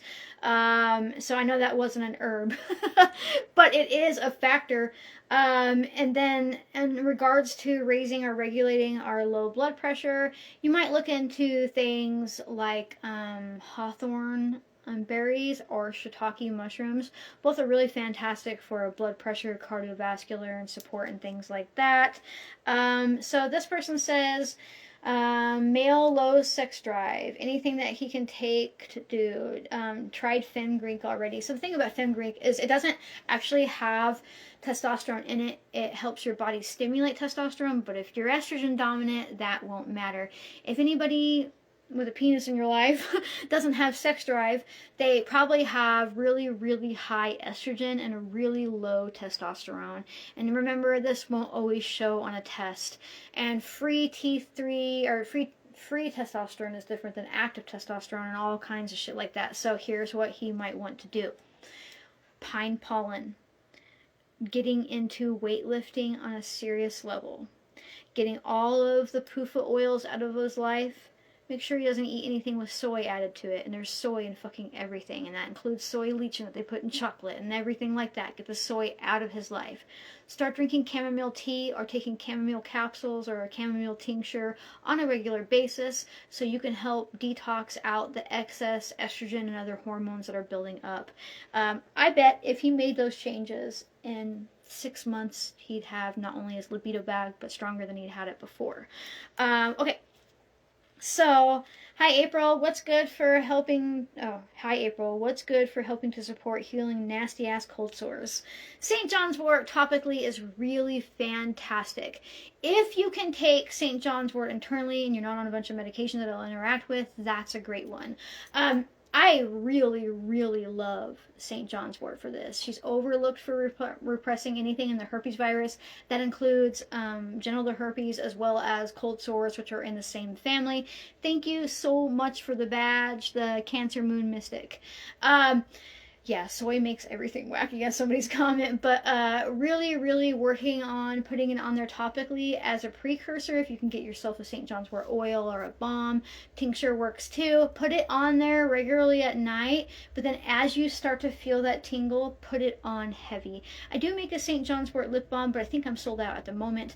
But if you can't use St. John's wort topically, topically, I made a new word there. Lemon balm is another good option, but do like 1 week on and 1 week off with lemon balm, because if you take lemon balm constantly, she can repress your thyroid function. And then you could also look into supplements like L-lysine, as well as eating more collagen or gelatin, because sometimes if you have a deficiency in these like fantastic animal-based proteins, you can end up with cold sores, and these viruses that live in the nerve endings of your body come out more. Same advice if you have herpes, everything I just said. Thank you for the badge, 13 Moons Medicine. Okay, will you make an electrolyte powder or another form? I had never thought of it, and then when you said that on the thing, I was like, oh. This is going to sound funny, but I'm really getting into things that are made with powder, because they're the one thing that I can get help like making, like outsourcing, like ethically to a place here in the United States and take some work off of my body, right? And I was like, ooh, that's a good one, because I actually do have a good source for really high quality electrolyte powders. And then I thought, ooh, I could turn an electrolyte powder into something herbal as well, and I think that would be really, really fun, and it made my brain happy. Okay, let me take a drink here. Whole bunch of questions from the same person that says, how do people get away with not using preservatives? Isn't that unsafe? Preservative help. Anything that has water needs a preservative. Which do you use? Why won't people talk about using preservatives? No other herbalist will answer her. If you are making something like a cream that has oil and water in it, and you don't use a real ass preservative, you are fucking irresponsible. You're irresponsible to the people you share it with, to yourself, to your friends, to your family. It will grow bacteria in 3 days. In 3 days. If you do not use a real preservative, it is basically a food. You're going to eat leftovers that are over 3 days old, and I know the economy's hard, so some of us are like, yeah. But truthfully, 3 days is when you really don't want to be eating that stuff anymore, and 3 days is how long you want to use a cream without proper preservatives in it. Thank you so much for the badge, Jessica York. So I use liquid Germall Plus at 0.5% in all of my water-based creations. That means if I'm using making a gel or making a cream, deodorant, anything like that, but doesn't apply to things like tinctures or witch hazel or things that are already shelf stable. Tincture has alcohol in it, so it's shelf stable. Witch hazel has alcohol in it, so it's shelf stable. But if you are making anything else with water in it, you had better be using a preservative, or you're gonna fucking eat somebody's skin off. It is crazy. It is really, really crazy. So I've answered a ton of questions about raising testosterone and stuff for the question in the comment here. So when I'm done with the video, I'll save it and upload it to like my Instagram as well as my YouTube, and I would go rewatch and skip through for the testosterone talk, because there's a bunch of information there that would probably be helpful to you. So this is an interesting one. Thank you so much for the badge, Kara. Almost forgot how to say the word badge. I'm all badge. Oh, shit. Okay, so tips. Oh, they also asked me if I get pushback on using preservatives. I don't, because usually I'm like, don't fuck around. You need something with preservatives. You can get paraben-free preservatives. The natural preservatives suck. The ones that are natural aren't actually natural, and you usually have to use 3 different types because they're not broad spectrum. Tips for avoiding a spring crash. I get a burst of energy, then weeks of nausea, fatigue, and no appetite. This sounds more like what's happening is you get a burst of energy, and then the pollen or the mold or something kicks in, and it makes you crash. So how about this? Spring is almost here, depending on where you're at. You don't need preservatives for salves or oils, or anything. It has to have water in conjunction with an oil, or water just by itself with nothing else in it, right? So I would consider starting to drink nettle leaf infusion and working with elderberry tincture. People are like, well, elderberry is immune support, but also elderberry is fantastic for allergies. Try doing that for like a month straight before spring hits, and taking it all the way through. And let's see if you don't crash. Because if you don't crash, I'd be like, I don't know, I'm suspicious that it's something to do with your environment more than like the spring itself making a crash, more like the mold is waking up because it's moist or because there's pollen in the air. But also maybe try waking up in the morning with the sun, or at least within 2 hours of the sunrise, and getting that light in your eye, because if it is something similar to SAD, like seasonal affective disorder, that might help your body adjust better. The preservative was Liquid Germall Plus. So somebody asked if lye is a preservative. Do not put that in something. It's caustic. It will eat through somebody. But soap doesn't need a preservative because it's not, like the lye is like turning into soap and it's something solid. Although, I don't know. I want to say people might put preservatives in certain types of soaps, but I'm not a huge soap maker. But no, lye is not a preservative that you would want to try to add to anything. So any suggestions for wart removal? I used to use essential oils, but I'm trying to avoid them. You know, you can use a lot of those antimicrobial plants to try to put over it, but honestly, the best thing to do is start practicing hysterical hygiene and buy a bunch of the freeze-off wart things. Freeze off all of your warts, get a bunch of cheap-ass Walmart shoes that nobody else has ever worn, and like, wherever your warts are at, you gotta wash your sheets every day, you gotta disinfect your bathroom floors every day. Don't wear bare feet in your house. You know, shampoo your carpet if you have one.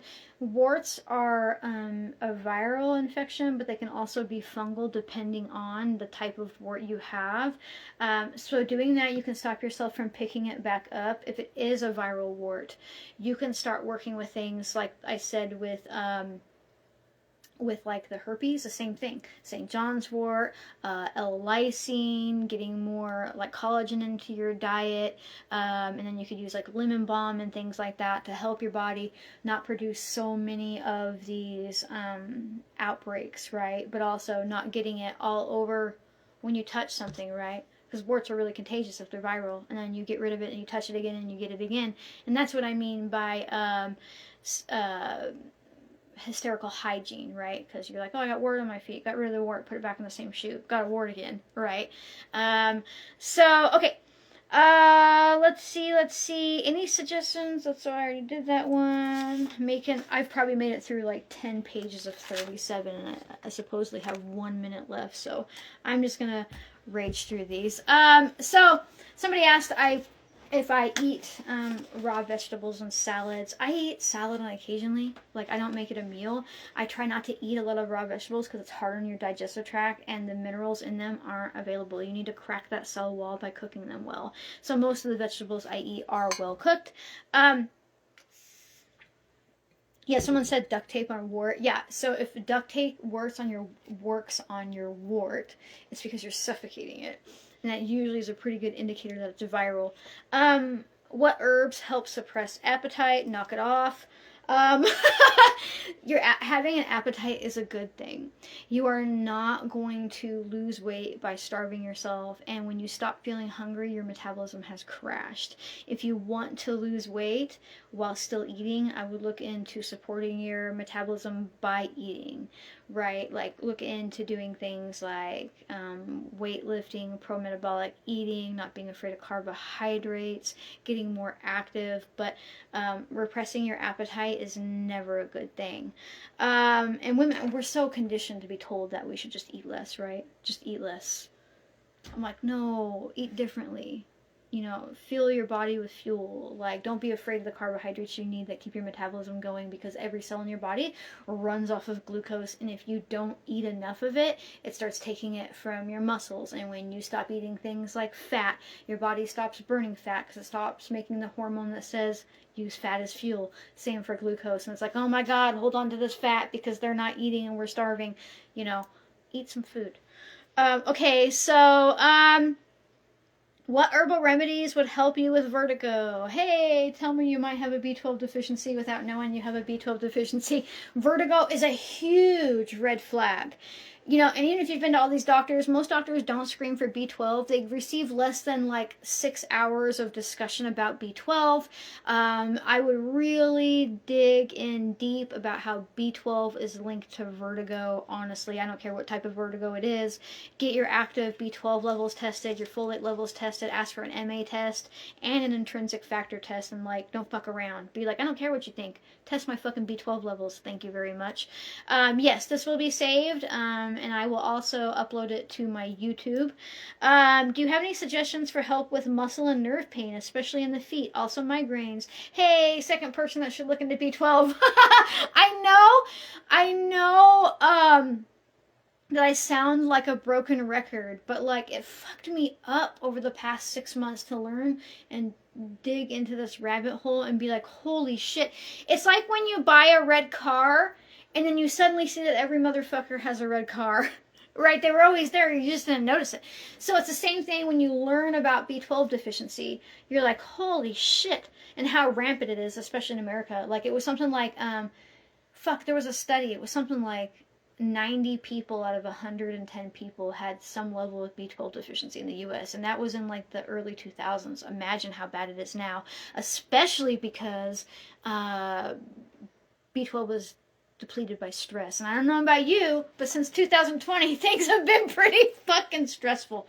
Okay, so I would look into that, but also make sure that you're getting enough magnesium. If you don't have enough magnesium in your diet, it can cause a lot of cramping. And remember, calcium is an important cofactor for magnesium. Okay, so worked with hibiscus for high blood pressure before, and hibiscus infusion contradictions while pregnant.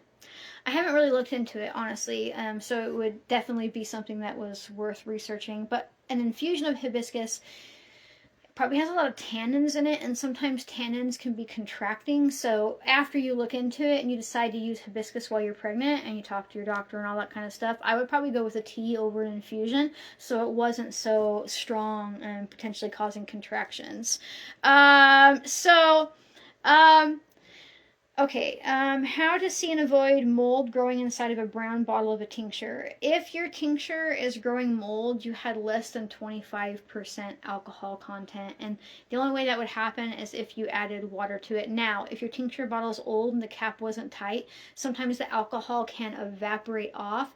But in that case, if you smell it and it doesn't smell like alcohol anymore, throw it away.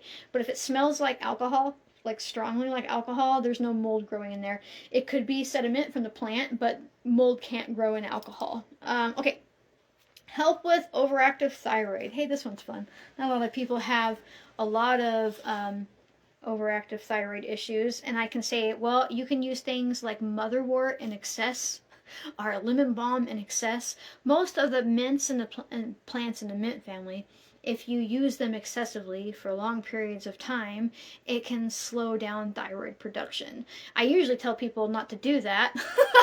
You know, you want to take a break or use as needed, not like bombard your body with it every day, but you might try working something like motherwort tea or tincture into your life on a daily basis to see if that slows things down. Okay. What would you do for kidney support to assist in the prevention of kidney stones? All things corn silk tincture, corn silk tea, corn silk capsules. She's really fantastic, and because it's basically a food, you can use this on a regular basis without, you know, risking too much harm.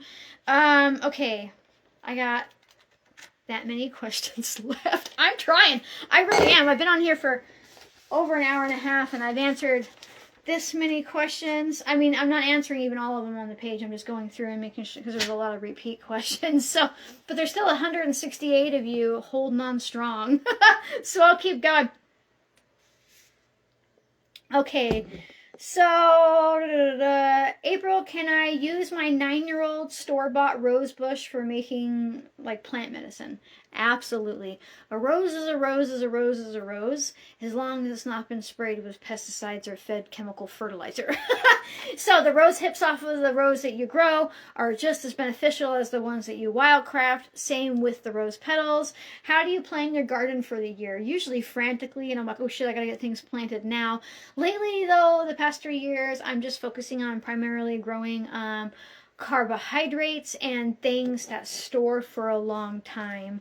Okay, what would you do for ovarian cyst? I talked about that one. I would definitely do the chickweed infusion, chickweed tincture, castor oil packs. Um, if you only have access to dried herbs, how would you go about tincturing it? I would learn how to make a tea with it. I know. But if I was going to begrudgingly use dried herbs, thank you for the badge, Brandy Jones. If I was going to use dried herbs for a tincture, I would only use roots. Berries are polypore mushrooms, which are the type of mushrooms that are basically dry and grow on wood anyways. Okay, don't have to pee yet. I went pee before I started. My body is like allowing my brain to take over. It's part of my neurodiversity. So it's just like, woo, my brain is happy. And afterwards, my body's like, you asshole. But my brain, it's actually, I'm going to start doing these hopefully once a week. It's good for my mental health because I have to hold myself back like around like my family, and I don't really have friends, but people in society, because if I talk like this regularly, they're like, what the fuck, is she on methamphetamine? But my brain needs to be allowed to just go full on at some point in time. Cervical polyps, I would do the same thing. Okay, as regards that I talked about with the chickweed. Da, da, da, da. Okay, somebody said, I saw you have a subscription here on Instagram. Is there any benefits? Well, there are benefits. It helps me survive. Basically, if you want to subscribe, I'm really grateful. I'm really grateful for the few dollars a month. It goes a long way. I mean, there is no other income besides my shop. This is it. I'm it. But I've been thinking about doing this thing where I just talk to you like a human being. I mean, I know I'm doing that now, where I just share more about like my day and stuff, and more about things that are going on in my life. And I used to do that pretty freely on here, but my account has gotten so big that it's just like I don't have the emotional energy to be attacked all the time for anything I say. I'm not at that place in my life anymore where I can handle it, right? But I still really miss that outlet. And I'm not saying that some subscriber couldn't be an asshole and attack me, but if I don't have 100,000 subscribers, I probably would have more of a small knit community where I can share things. But I mean, I don't really want to make that like the driving factor. It's just like, if you like what I do, because I already give out like a shit ton of free information and things like that, and you feel like giving me like $4.99 a month to support my existence, the main benefit is I am incredibly grateful. Okay, thank you so much for the badge, Millicent Morris. Proud of myself for pronouncing that one correctly. What plants have you found helpful for migraines? That was hard. Migraines are complicated. Thank you for the badge, J. Aries. Migraines are complicated because they could be caused from high serotonin. They could be caused from tension. They could be caused from not enough B12. So you really kind of have to work on narrowing down what's causing the migraine before you can say what herb would help. So if it was from tension, I would consider California poppy.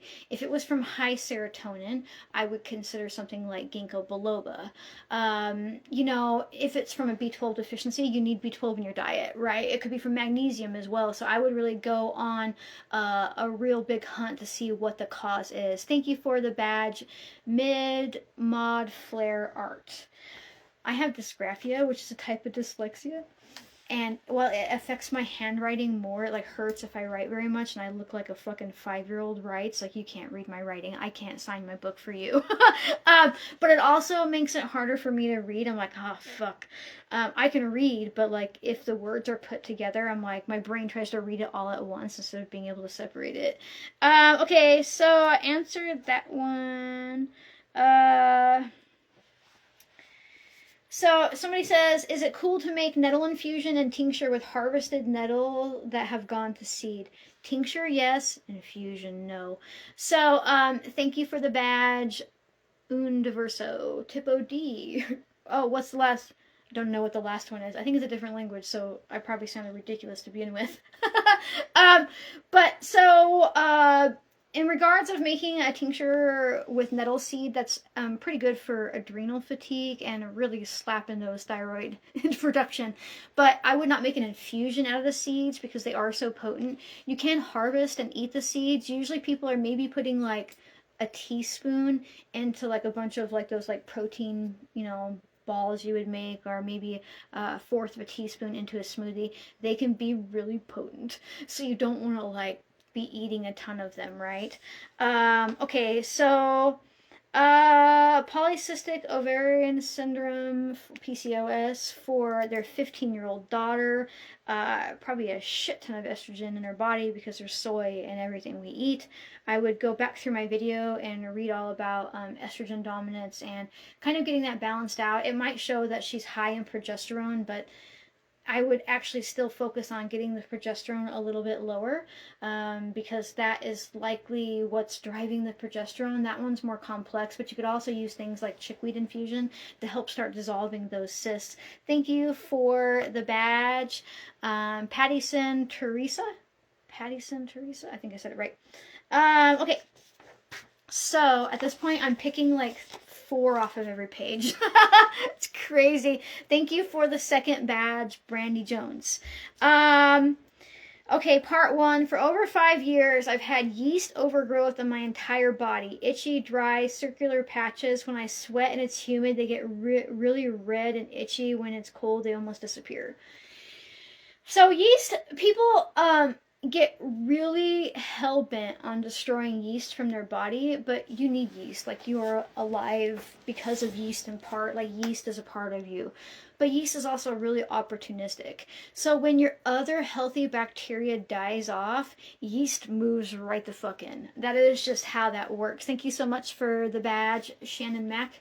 And if you are dealing with chronic yeast infections on your skin or anywhere else, it is all about getting that yeast pushed back by working with healthy bacteria. If you can eat dairy, plain yogurt all day long. Thank you for the second badge, Vina X, or the first one, and thank you for the badge, Kitchen Table Tarot. So I would really work on getting more fermented foods into your diet. I wouldn't be afraid when the people are like, oh, I have a yeast overgrowth, I can't eat fermented food. That's a different type of yeast. It's a good, healthy bacteria that you want in your body.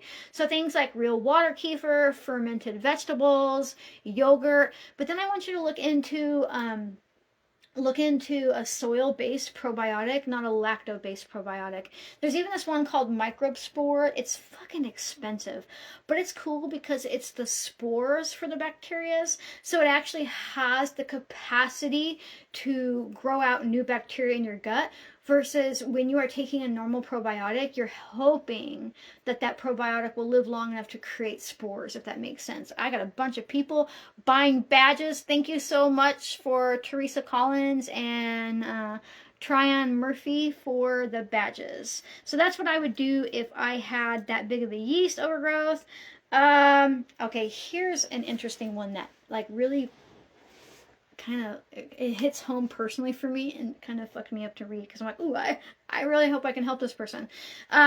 So what would you recommend for healing low-level cell changes in the cervix? Hi, I'm a cervix cancer survivor, and the thing that pissed me off the most is how hard, thank you for the badge, Sarah, is how hard they pushed me into believing that I was dying from cancer. After I gave birth to my daughter, which they told me that I should have had an abortion when she was like 6 months so I could get all of my parts ripped out of me and go through chemotherapy and basically resign myself to die to give my daughter life, or go through all that stuff and live, right? Good thing I didn't listen to him. But that's just for me personally, when I gave birth to my daughter, after I gave birth to my daughter, they said I had stage 3 cervical dysplasia, and it had reversed from cervical cancer diagnosis, right? And my theory was that because I gave birth, my body was paying attention to healing that area, yada, yada, yada. Or did you know, this is going to fuck people up, did you know that one symptom of B12 deficiency in women is abnormal cervical cells. That fucking pissed me off when I read it. I mean, like, it made me fucking angry. I was like, holy fucking shit. And I have pernicious anemia. So that means that I have been B12 deficient probably most of my life. Thank you for the badge, Sarah. And I was fucking blown away. I was blown away. What if, and now, by the way, I don't have cancer anymore. And my daughter is now almost 16, you know? And I'm like, what the fuck? Now, I'm not saying that everybody who has cervical dysplasia or any of that stuff automatically has a B12 deficiency, but how the fuck are they not talking about it? How are they not bringing this up with women? How are they not screening for it? Oh, that's because we live in the US. They do it in a lot of other countries. It's primary screening in other countries, not in the US. And that fucking pisses me off to no end.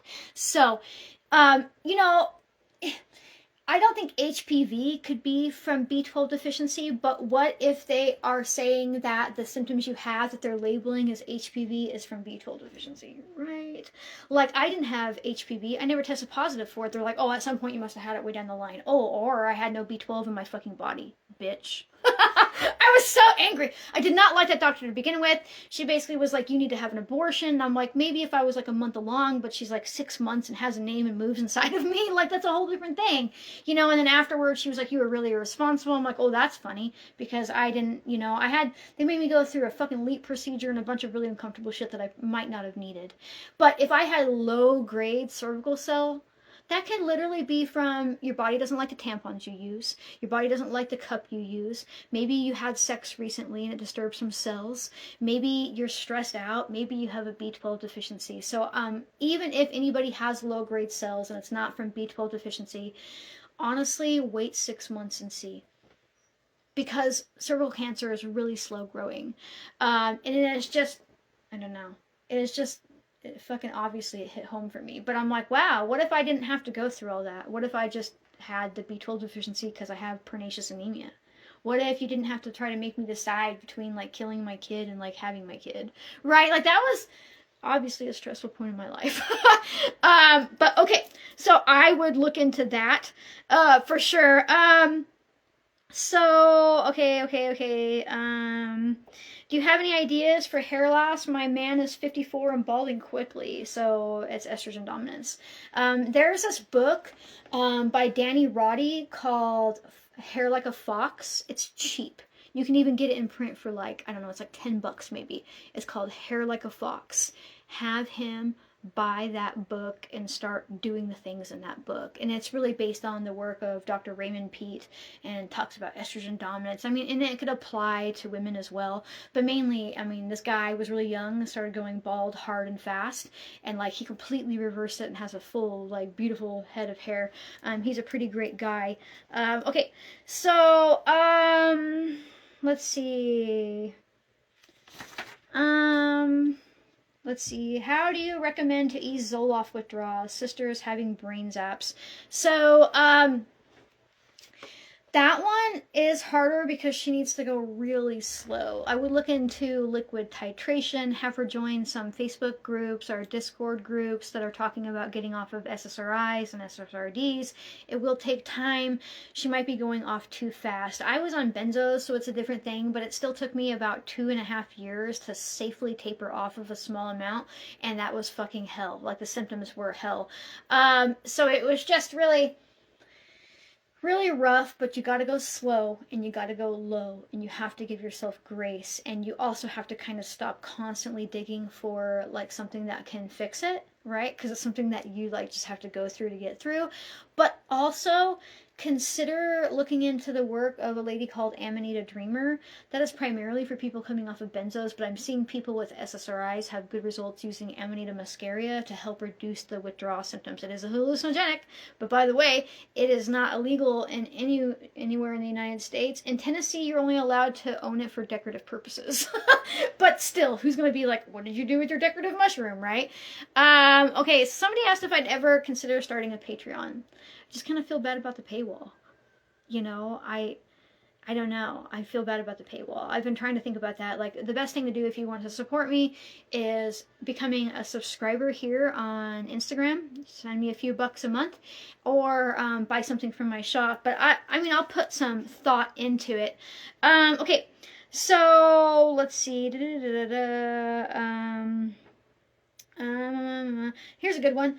Good herbs besides yarrow to stop bleeding. I've been on my period since February 17th. So, I mean, you could look into shepherd's purse.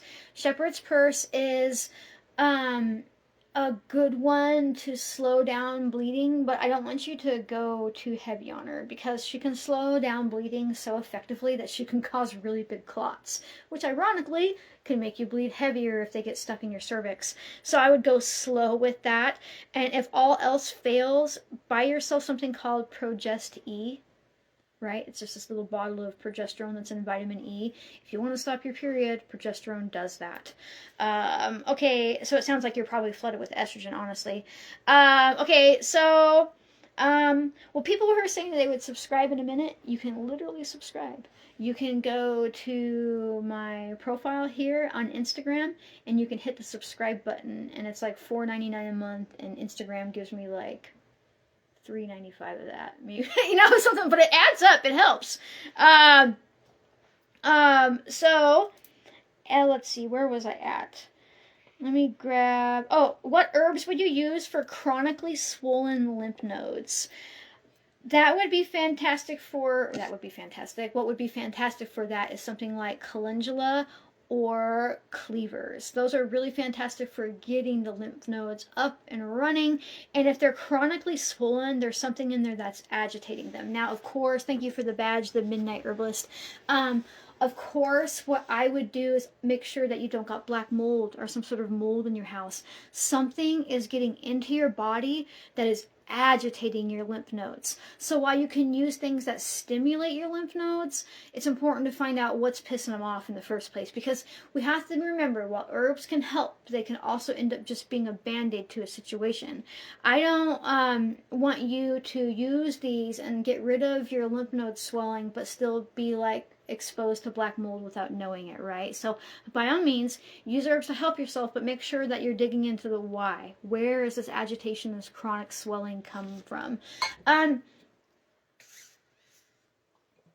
Okay. What herbs would you recommend for making a tea to help provide relief from menstrual cramps? There's some classic ones, like, so a lot of people think about, raspberry leaf. Jesus, my brain. Raspberry leaf is really fantastic for supporting cramping if your cramping is coming from your cervix not opening enough.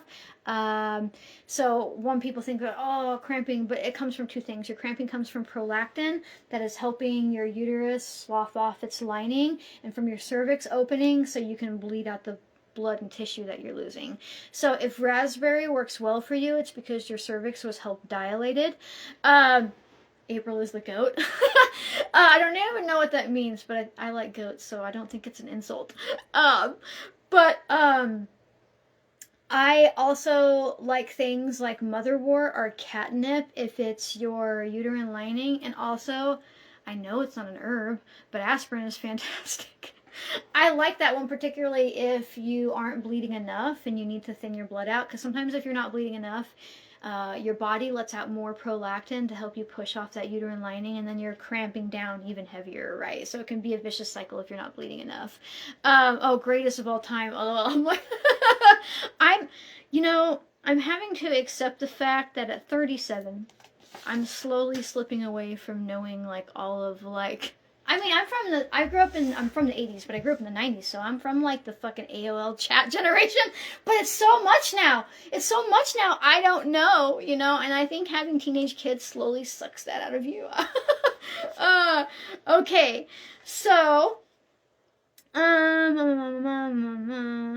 Hi, April. What herb can help with facial nerve and muscle pain after tooth extraction? That's a rough one.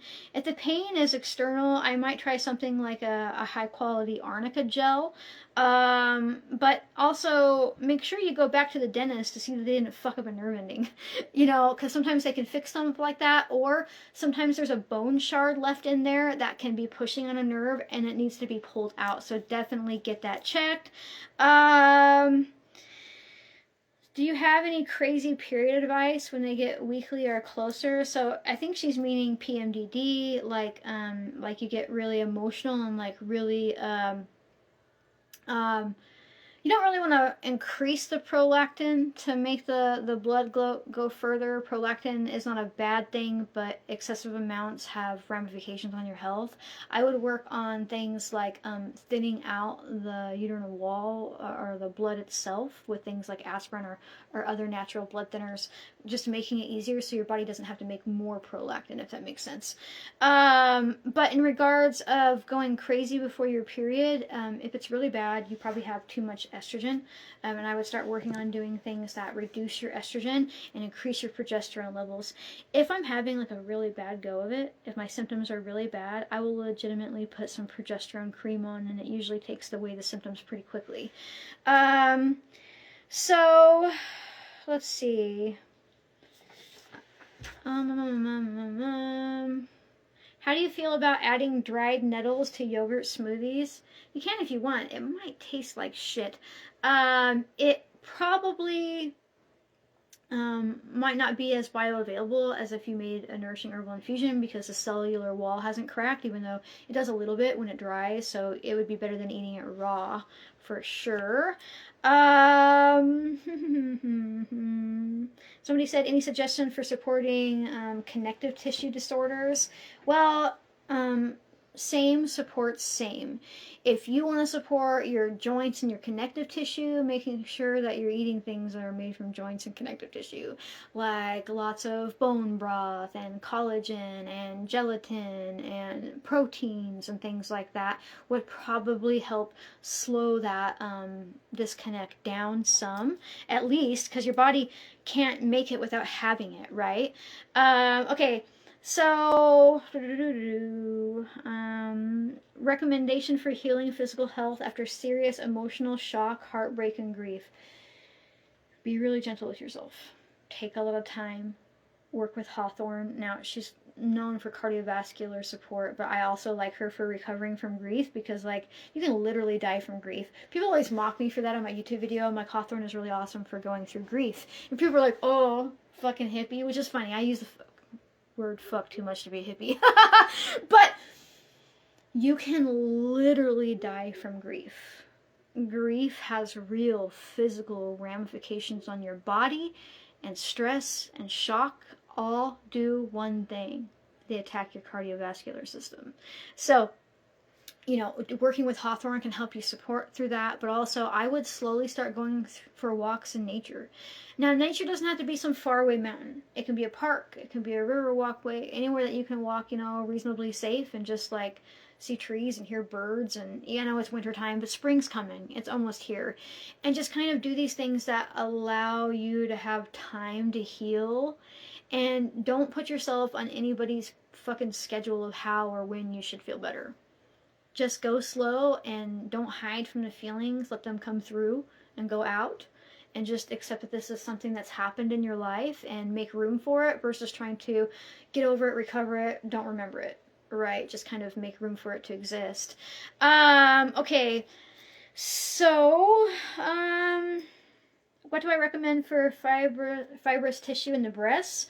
I really like chickweed for all things fibrous tissues, things like cysts or fatty buildup, tumors, things like that. Chickweed's fantastic. She takes some time. You can do castor oil packs on your breast. You can make a breast massage oil, which they said they did, but let's make sure that it doesn't have essential oils in it, please. Let's work with things like comfrey root, comfrey leaf. St. John's wort's another good one for supporting the nerve endings in your breasts. Calendula, plantain. Get those lymphatic systems running so that hard tissue can get out of there. Okay, how is oat straw best prepared? Boiling water or cold water? boiling water as a nourishing herbal infusion, and you want to let it sit for at least 12 hours. But I have a whole video on making an oat straw infusion. Chickweed, I don't know that I would grab chickweed for a fatty liver, although things in the thistle family are pretty good for fatty liver, so I would look into like all things like milk thistle, bull thistle, even artichokes, things like that, but also getting PUFAs out of your diet. Prayers to you for paprika. I know, I miss being able to eat paprika. I do. I do. I made a sudden allergy to it, and I think it's part of healing from my B12 deficiency, because histamine deficiency, histamine intolerance is all linked to that kind of stuff. So I'm working on it. I love paprika, and I'm like, nope, but now it makes me go almost anaphylactic. Somebody asked what herbs I would recommend to increase folate levels. The only way to increase folate levels is to eat folate. There's not really going to be an herb that is able to up those levels or even necessarily make it more bioavailable. What you can do is focus on bioavailable forms of folate and get all the fucking folic acid out of your diet. Get all that shit out of your diet. Get out of the food you eat. Get out of your supplements. Stop using folic acid and work your way into real folate-rich foods. Can I give my children nourishing herbal infusions? A lot of people do. For nausea, I would look into all things ginger, as well as activated charcoal if it's just on occasion.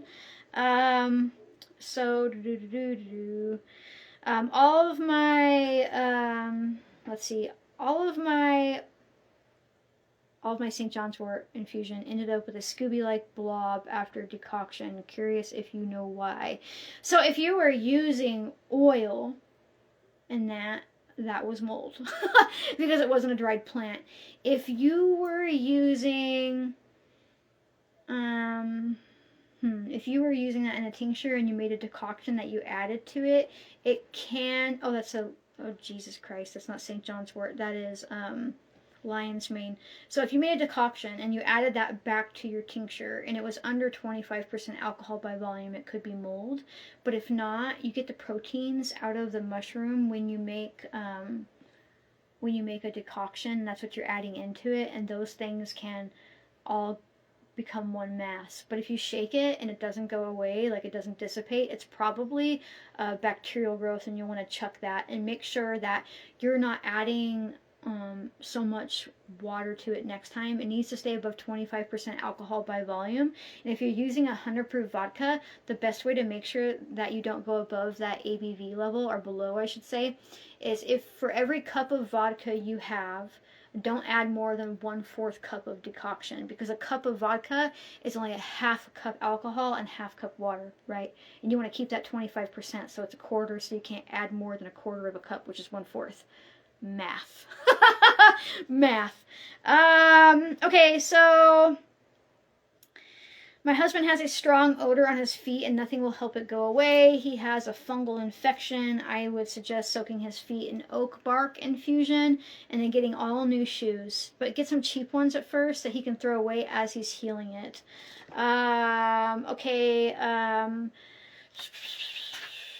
I forgot to decant tinctures from 2 to 3 years ago. Are they still safe? Absolutely safe as long as they're 100 proof vodka. Strain and use like normal. They won't get any stronger than they were after about 12 weeks. Are there any herbs you know of that slow down thoughts? Anything similar to a THC effect? Yeah, I really like motherwort for that. I also like blue vervain. Blue vervain is really good at helping break those constant thought loops that you're in, and the need to be in those thoughts. When we overthink, it's like we're trying to control ourselves. We're trying to control our environment. We're trying to think about a scenario. It's usually not we're overthinking about something beautiful like kittens or like trees. We're like thinking about something that's going to happen. Someone's going to say something to us. We're trying to be in control. And when you are in control, you will constantly be thinking of how to remain in control. I like blue vervain because she helps us let go of that need to control and step back from that thought loop. She's also pretty good if you combine her with ginseng, but I like like the American ginseng versus like the Siberian variety because she's not as stimulating. Okay, how can I support varicose veins and broken blood vessels and lower legs? So that's all about getting things tightened back up. Nettle is really fantastic for supporting things like varicose veins and really helping to tighten up that vascular structure. And somebody said, any tips for allergies? Since you asked, nettle infusion is also really fantastic for lowering histamines and helping us deal with allergies. I have constant gut inflammation and bloating no matter what I eat, healthy, what herbs. So you probably have SIBO, you know, small intestinal bacteria overload. For that one, you're going to have to look into unfortunately, like a bacterial killing regime. But you also might be dealing with leaky gut, so things like mallow might help. It's probably going to be a whole regime. But I would start digging into SIBO, S-I-B-O. Some people will tell you to do the FODMAP diet. I mean, that can help, but it's kind of misleading because when you have an infection and then you start taking out all those foods, you're like, aha, I no longer feel sick from this food. But it might not have been the food that was the issue so much as you have this bacterial overgrowth that's not allowing you to like digest that food. So I really suggest working on healing the gut and getting rid of the bacteria, the bad bacteria overload before I start cutting out foods necessarily. This will be available to watch. Definitely. I'm like, my throat's getting sore. I think I'm like 2 hours deep at this point. This will be saved to my Instagram wall as well as uploaded to my YouTube. Okay. Yeah, it becomes an overload. Yeah. That's why you gotta go back and rewatch it. And that's why, so somebody just asked, and this is what it's like to live in my brain. I'm like, oh, it's an overload. Look, this person just asked a question about why they have B12, folate, and iron and still have anemia. Do you know why? Probably don't have copper. If you're copper deficient, I'm hot because I'm over talking. If you're copper deficient, your body can't use the iron, and then ironically, your iron overload, right? And then your body can't utilize it, and so you feel like shit because you can't use the iron, but you have a ton of iron in your body because you don't have copper to use it. Yeah, it's hard. And so when people are like, oh, I'd love to be around you and like live with you and work with you, I'm like, maybe you wouldn't. Because this is like my brain, like all the time, like this is my brain sober. It's crazy. So somebody says I have really, and I'm not going to give up because I've only got like 10 pages left. But what I'll do is I'm just answering like 2 or 3 per page, so it's okay. Okay, so I have really long dreadlocks and wondered what you used to wash mine. I use Castle soap. Sometimes it's the infused soaps that I make. Usually it's just the plain Castle soap. But you have to remember, when you are using soap on your dreadlocks, you need to rinse it really well so they don't mold, and you need to dry them really well. I'm gonna freak some people out, but I only wash my dreads about once every 5 to 6 months. I know that's terrifying, but I've also had them for 26 years, and my hair is beyond regulated. Like, there's no oil, there's no nothing. You know, I wash it more in the summertime because you're doing like tons of sweating and activity and stuff, but in the wintertime it's not so often. Okay, so we can make vodka for tinctures, but how could we make an oil for infusion or on your own? I have a huge amount of YouTube videos, including like a 2.5-hour long class where I teach you all about making herbal infused oils. Because really it's just a matter of like dried plant matter in a jar, dump your oil over top, put it somewhere cool and warm for like 6 to 8 weeks, sometimes 4 weeks depending on what you're doing. But I have a whole class where I talk just like this about making oil infusions. It is so easy, I promise. So go check that out on my YouTube channel. Hi, accident hit my head. This person hit their head 2 years ago. Short story, what is good to help recovery, strong brain and memory? All things lion's mane mushroom, all things rosemary, and all things, I just fucking forgot, ginkgo biloba.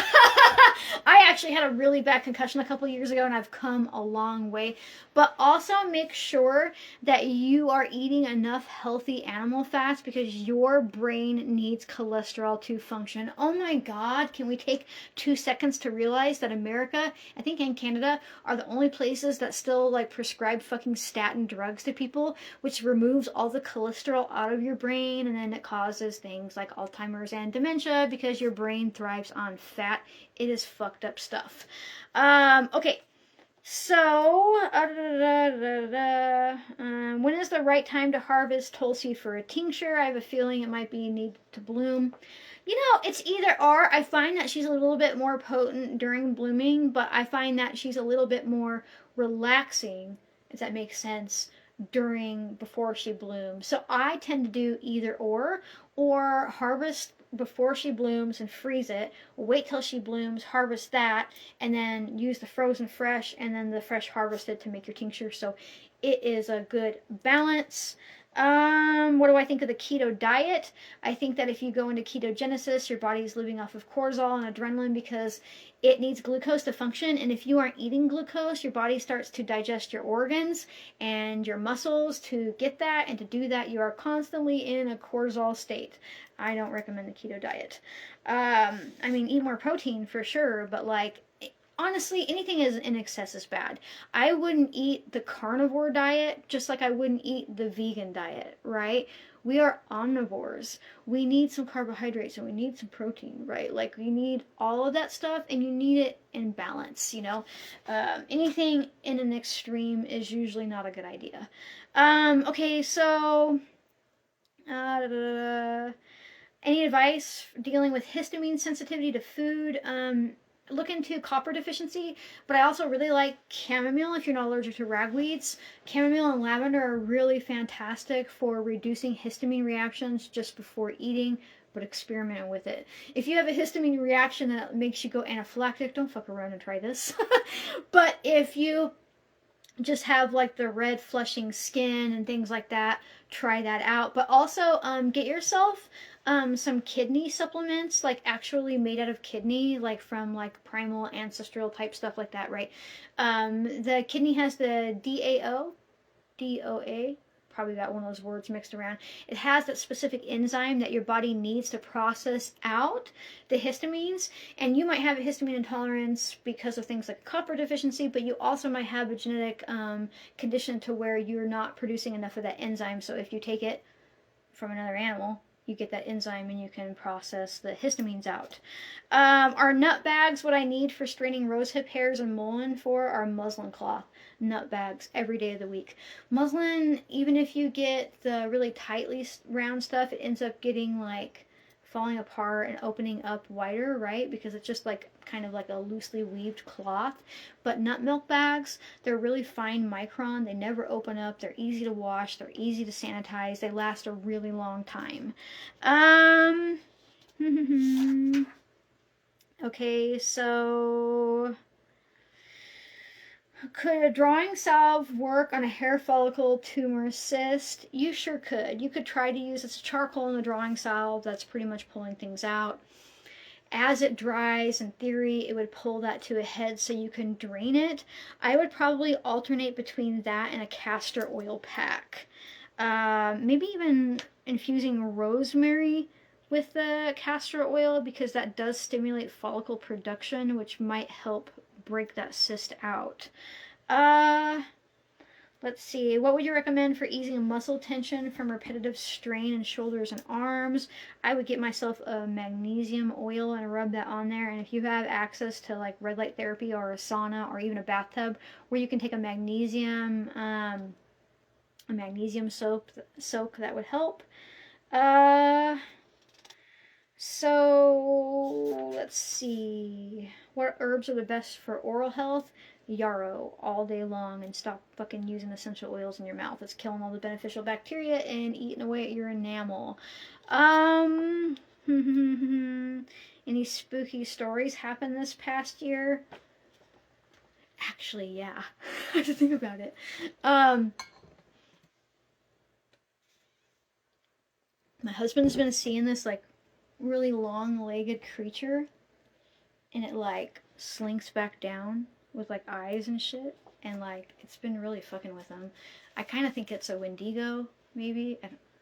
I know I look the way I look, but I live on and grew up on this reservation, And it's like, whenever something is like really chaotic, this thing shows up. And then for the past like 2 months on our, like, we live really remote, but like we have like a community of people scattered down the river, right?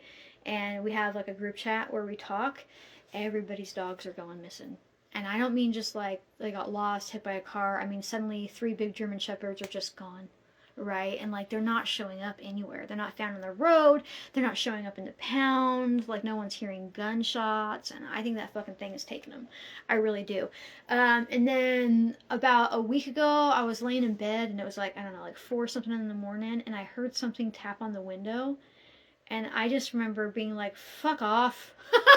That's kind of how I tend to, yeah, with eyes and shit, that's how I tend to react to, like, I grew up in a house with like ghosts and around those types of stories and shit.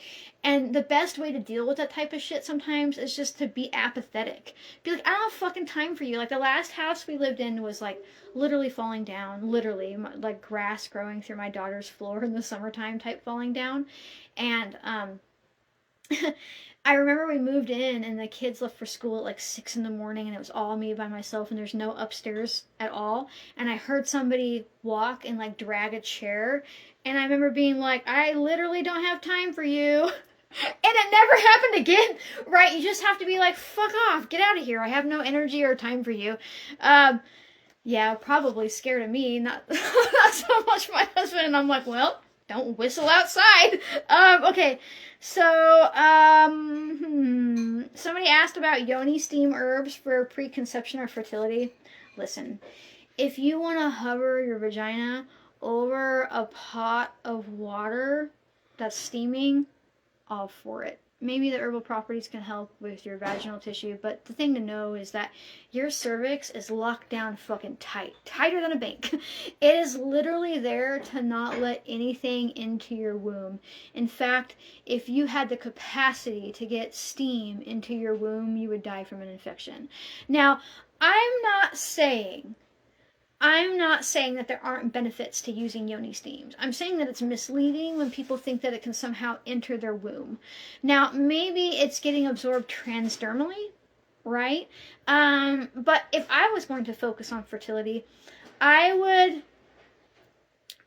really, really, really want to work on making my body feel like it had all the resources it needs, right? Like, am I eating enough animal-based proteins? Am I eating enough fats? Am I eating enough carbohydrates? Do I feel safe? Is my stress level through the roof? Like if you are stressed, under eating, surrounded by toxins in your home, your body's like, this is not a safe environment to make babies. So see how you're doing physically and emotionally and environmentally. Get those things in order. And then, you know, maybe throw in some red clover infusion and see if you end up getting pregnant. Okay, so, hello, I gain a lot of weight while breastfeeding. Any herbal advice to help balance hormones, thyroids? You know, it's probably just about time, maybe like becoming active.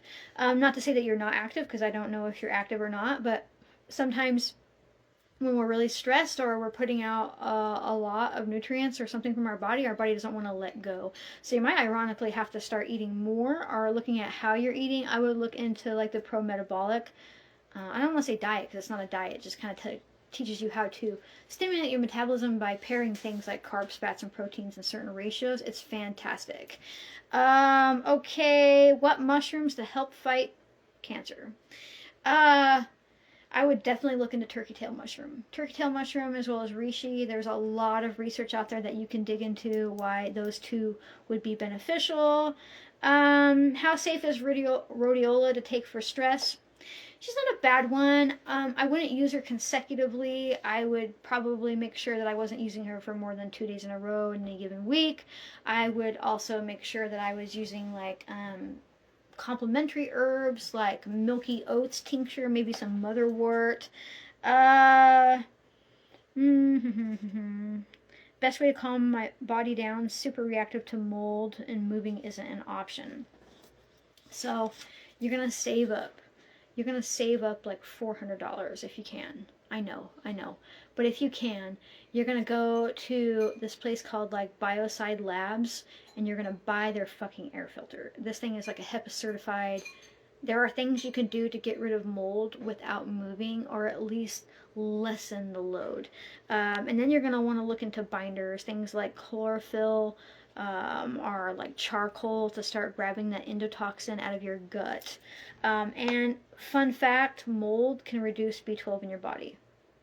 Your body uses B12 to cling on to toxins and flush it out of your system. That's why if you get like cyanide poisoning, which is crazy and doesn't happen very often, but you can literally be saved by B12 with cyanide. I mean, cyanide poisoning from B12. They give you a huge amount.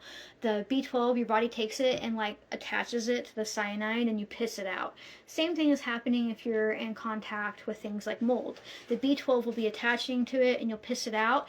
And in an attempt to get rid of that, you end up B12 deficient. You see how it's like a vicious cycle there. So pay attention to that as well. Okay, let's see. Talked about copper deficiency. How to use Queen Anne's lace as a pregnancy prevention just during ovulation or luteal phase. So Queen Anne's lace can, in theory, make your uterine wall too slippery for the egg to stick to. And it can be helpful if you happen to have sex like 4 or 5 days before ovulation or 4 or 5 days after ovulation.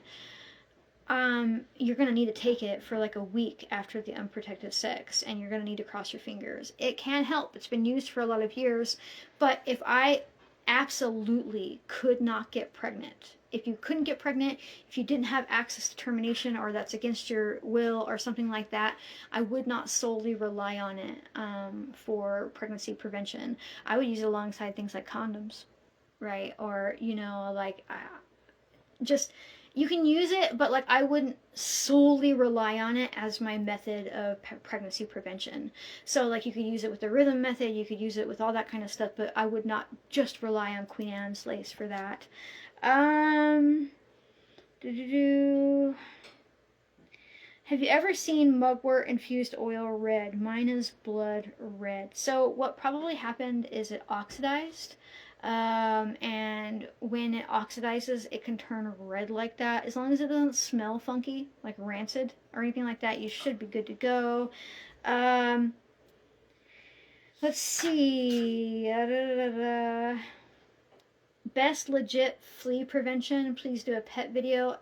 It's all about the diatomaceous earth I talked about, but also boric acid. You can't spray the boric acid on the dogs, but you can spray it on your furniture. I'm severely allergic to fleas because when I was a kid, I mean, we just had that type of life growing up. My parents never really took care of the fleas that were on their animals, and I was like, literally, I have scars all over. You can't really see them as bad now, but I have like scars all over my body from flea bites. So now when I get bit by them, it swells up like a fucking... So I don't fuck around. We have 4 dogs and 4 cats, and not a one of them have a goddamn flea because I just can't. I would not use tea tree oil on any animals, please, especially cats. That will kill them. They can't process the phenols from the essential oil, and dogs, they can have seizures and a lot of really bad problems from being exposed to essential oils. Castor oil penetrates deeper into the skin because, and which herbs help with the eye. So castor oil, it's not that it necessarily penetrates deeper into the skin so much as it has the capacity to open up your cellular structure, like not your cellular structure, your pores. It'd be fucking crazy if it started to open up your cells. But what's really happening with castor oil packs is that you're using heat, and you know how when you get out of a shower, like your pores are more open? Same thing. So when you use the castor oil, it's like warm and it opens up your pores. Can you make an oil from yarrow? Yes, you can do an oil. You can use an oil, like you can infuse. Jesus Christ, I was reading here and there. My brain's like, you're almost done. You can make an infused oil with yarrow. I do that all the time. Oh, for toenail fungus? I thought it was for animals, but still. I wouldn't fuck around with essential oils. It's almost like I'm writing a book about it. But that's just me. Okay, so... don't know what that is. Seen that one. What are your thoughts on tinctures not made with vodka? It depends on, and they're like, are the alternatives okay? Like, do you mean a different type of alcohol or no alcohol at all? Because you can't make a tincture without making alcohol, just full stop. Um, if you're going to use a different type of alcohol, I suggest making sure that it's still a clear alcohol. So all alcohol starts out clear, right? Fact. I don't care if it's whiskey or whatever, it comes out of the still clear. And then they put it into barrels and things to infuse it for that color and flavor and stuff. And what they're actually doing is making a tincture. They're tincturing these wooden barrels, or they're adding dye to it. That's nasty too. Like cheap whiskey usually has dye in it, things like that. But when you buy a bottle of liquor that's already colored, you're essentially buying something that's already full. Does that make sense? Because it's already been made into a tincture. There's not enough room left in the alcohol to make an effective tincture. Okay. So I think books I recommend. Check out my herbal book recommendation video on YouTube. It's not what you're expecting, but it will help you in looking for sources that aren't the internet, which is what they're asking for, without really, I don't know, it will make it very specific to your region, I promise. My son suffers from allergies and asthma. Anything he can take to wean off the OTC meds, steroids. My kid, which is 19, he's 19, he came down with asthma after getting the C word on top of that smoke we had here in the Pacific Northwest. And the doctors were like, there's nothing we can do about it. He just has asthma. I'm like, fuck you. He wasn't born with it, though, so it might be a little bit different. But tiger milk mushroom, I know that sounds crazy, but that was really effective. He literally doesn't have asthma anymore. So if they're born with it, it might not make it go away, but it might be beneficial to helping support some of the symptoms. Can all fresh plant matter be infused in oil if it's wilted and enough moisture removed? Yeah, it can, but don't use heat and remove it before 6 weeks and use it up within 6 months to a year and pay attention for a mold growth and rancid smell. Taking ibuprofen for cramps because herbs aren't enough. Will I fucking die? It's possible, actually. Yeah, it can really destroy your liver. If I was going to take an over-the-counter thing like that, I would switch to aspirin. You can do enteric coated if you feel like it hurts your stomach, but that would be so much safer than ibuprofen, which, by the way, ibuprofen and Tylenol and all those things were made because they couldn't patent aspirin, but they can patent their own thing. It's like a synthetic version of aspirin, basically. Okay, let's see. Herbs to support adrenaline support would be things like Siberian ginseng, although be careful with that one, nettle infusion, and our cacao. I'm losing it. I'm coming to the end. I'm almost done. I'm not going to give up. Yeah, you put the DE on them topically, but then put it on your carpet too, or your furniture or anything like that. Let's see. I think I've gone through most. Herb for high blood pressure, I would look into hibiscus. Oh, here's a good one. I won't say the other herbalist's name because I'm not trying to throw some shade. But somebody said, what are your thoughts on, redacted, oil infusing when she adds vodka to dry herbs? So first of all, there's this whole thing where people think if they put vodka on their herbs, their dried herbs, and then make an oil infusion, it makes it stronger. But let me just put some reality into perspective there. Alcohol and water, or water and oil, can't go together without emulsification. So when you put these wet herbs in there, thinking that the alcohol is somehow going to help you like extract more of these water soluble properties that weren't extractable in the beginning because it's oil, you're literally creating a barrier that prevents it from extracting the plant matter. Yes, you will get fast color. She typically thinks that like because she gets this really dark color, she uses comfrey or things like that to show people how dark it gets, that is like potency, but that's not the case. Now the other thing that people do is they'll dump vodka over something or Everclear and they'll dry it out again and then they'll infuse it thinking that they've cracked the cellular wall, but really, I mean, not really, not in the way that you need to. You're not going to get away from the 4 to 6 to 8 weeks it takes to make a good oil infusion just by making the color come out faster. And it's just, it's funny because like they're selling like a bunch of courses on this stuff and I'm like, it's literally, you can't put vodka in oil because oil and water don't go together. And it's just, I mean, it's silly. It really is. Okay, so, let's see. Somebody asked about garden sage for perimenopause sweats. Is she going to cause vaginal dryness? No. Most of the time, vaginal dryness comes from not enough progesterone in your body. Let's see. I talked a lot about cortisol already.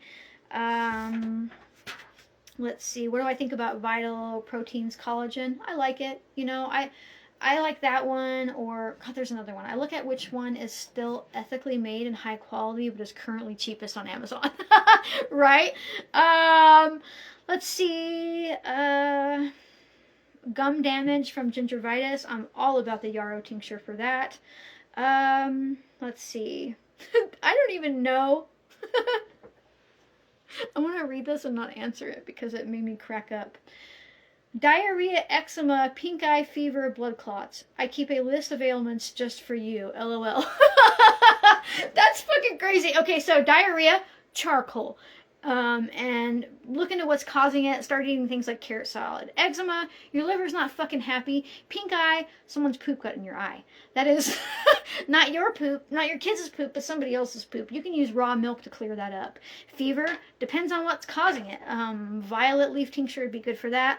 Blood clots. In your body, are in like your vagina. In your body, you'd work with a blood thinner, same thing, but be careful if it's like internally, like don't fuck around. Talk to your doctor about what's going on. How can I break down Japanese knotweed roots? That's a hard one. I usually go at it with a fucking axe, if I'm being honest. The tiger milk mushroom came in capsule form for the person who asked. Recommendations for social and generational anxiety.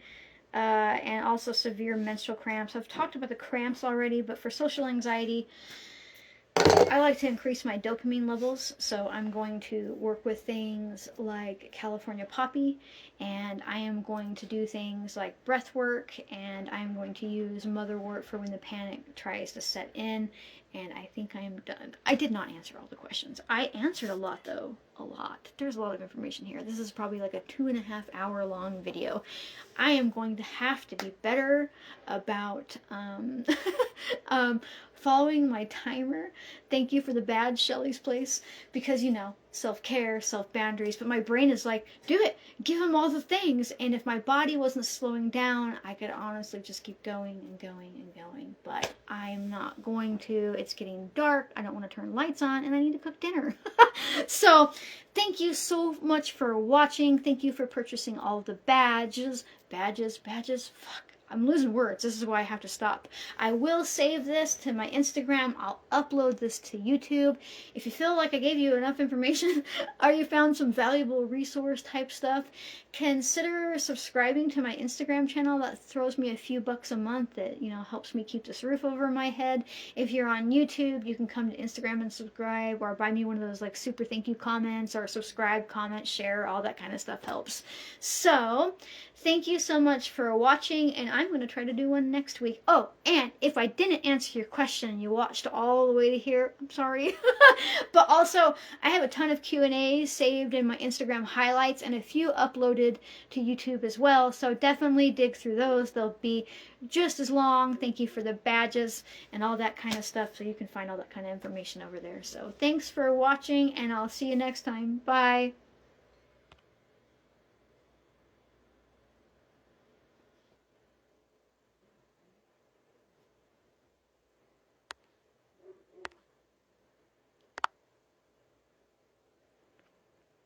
I don't think it... Oh, it didn't stop. I'm still here. I was like in video, and I'm just like, what in the world is going on here? Okay, that was awesome.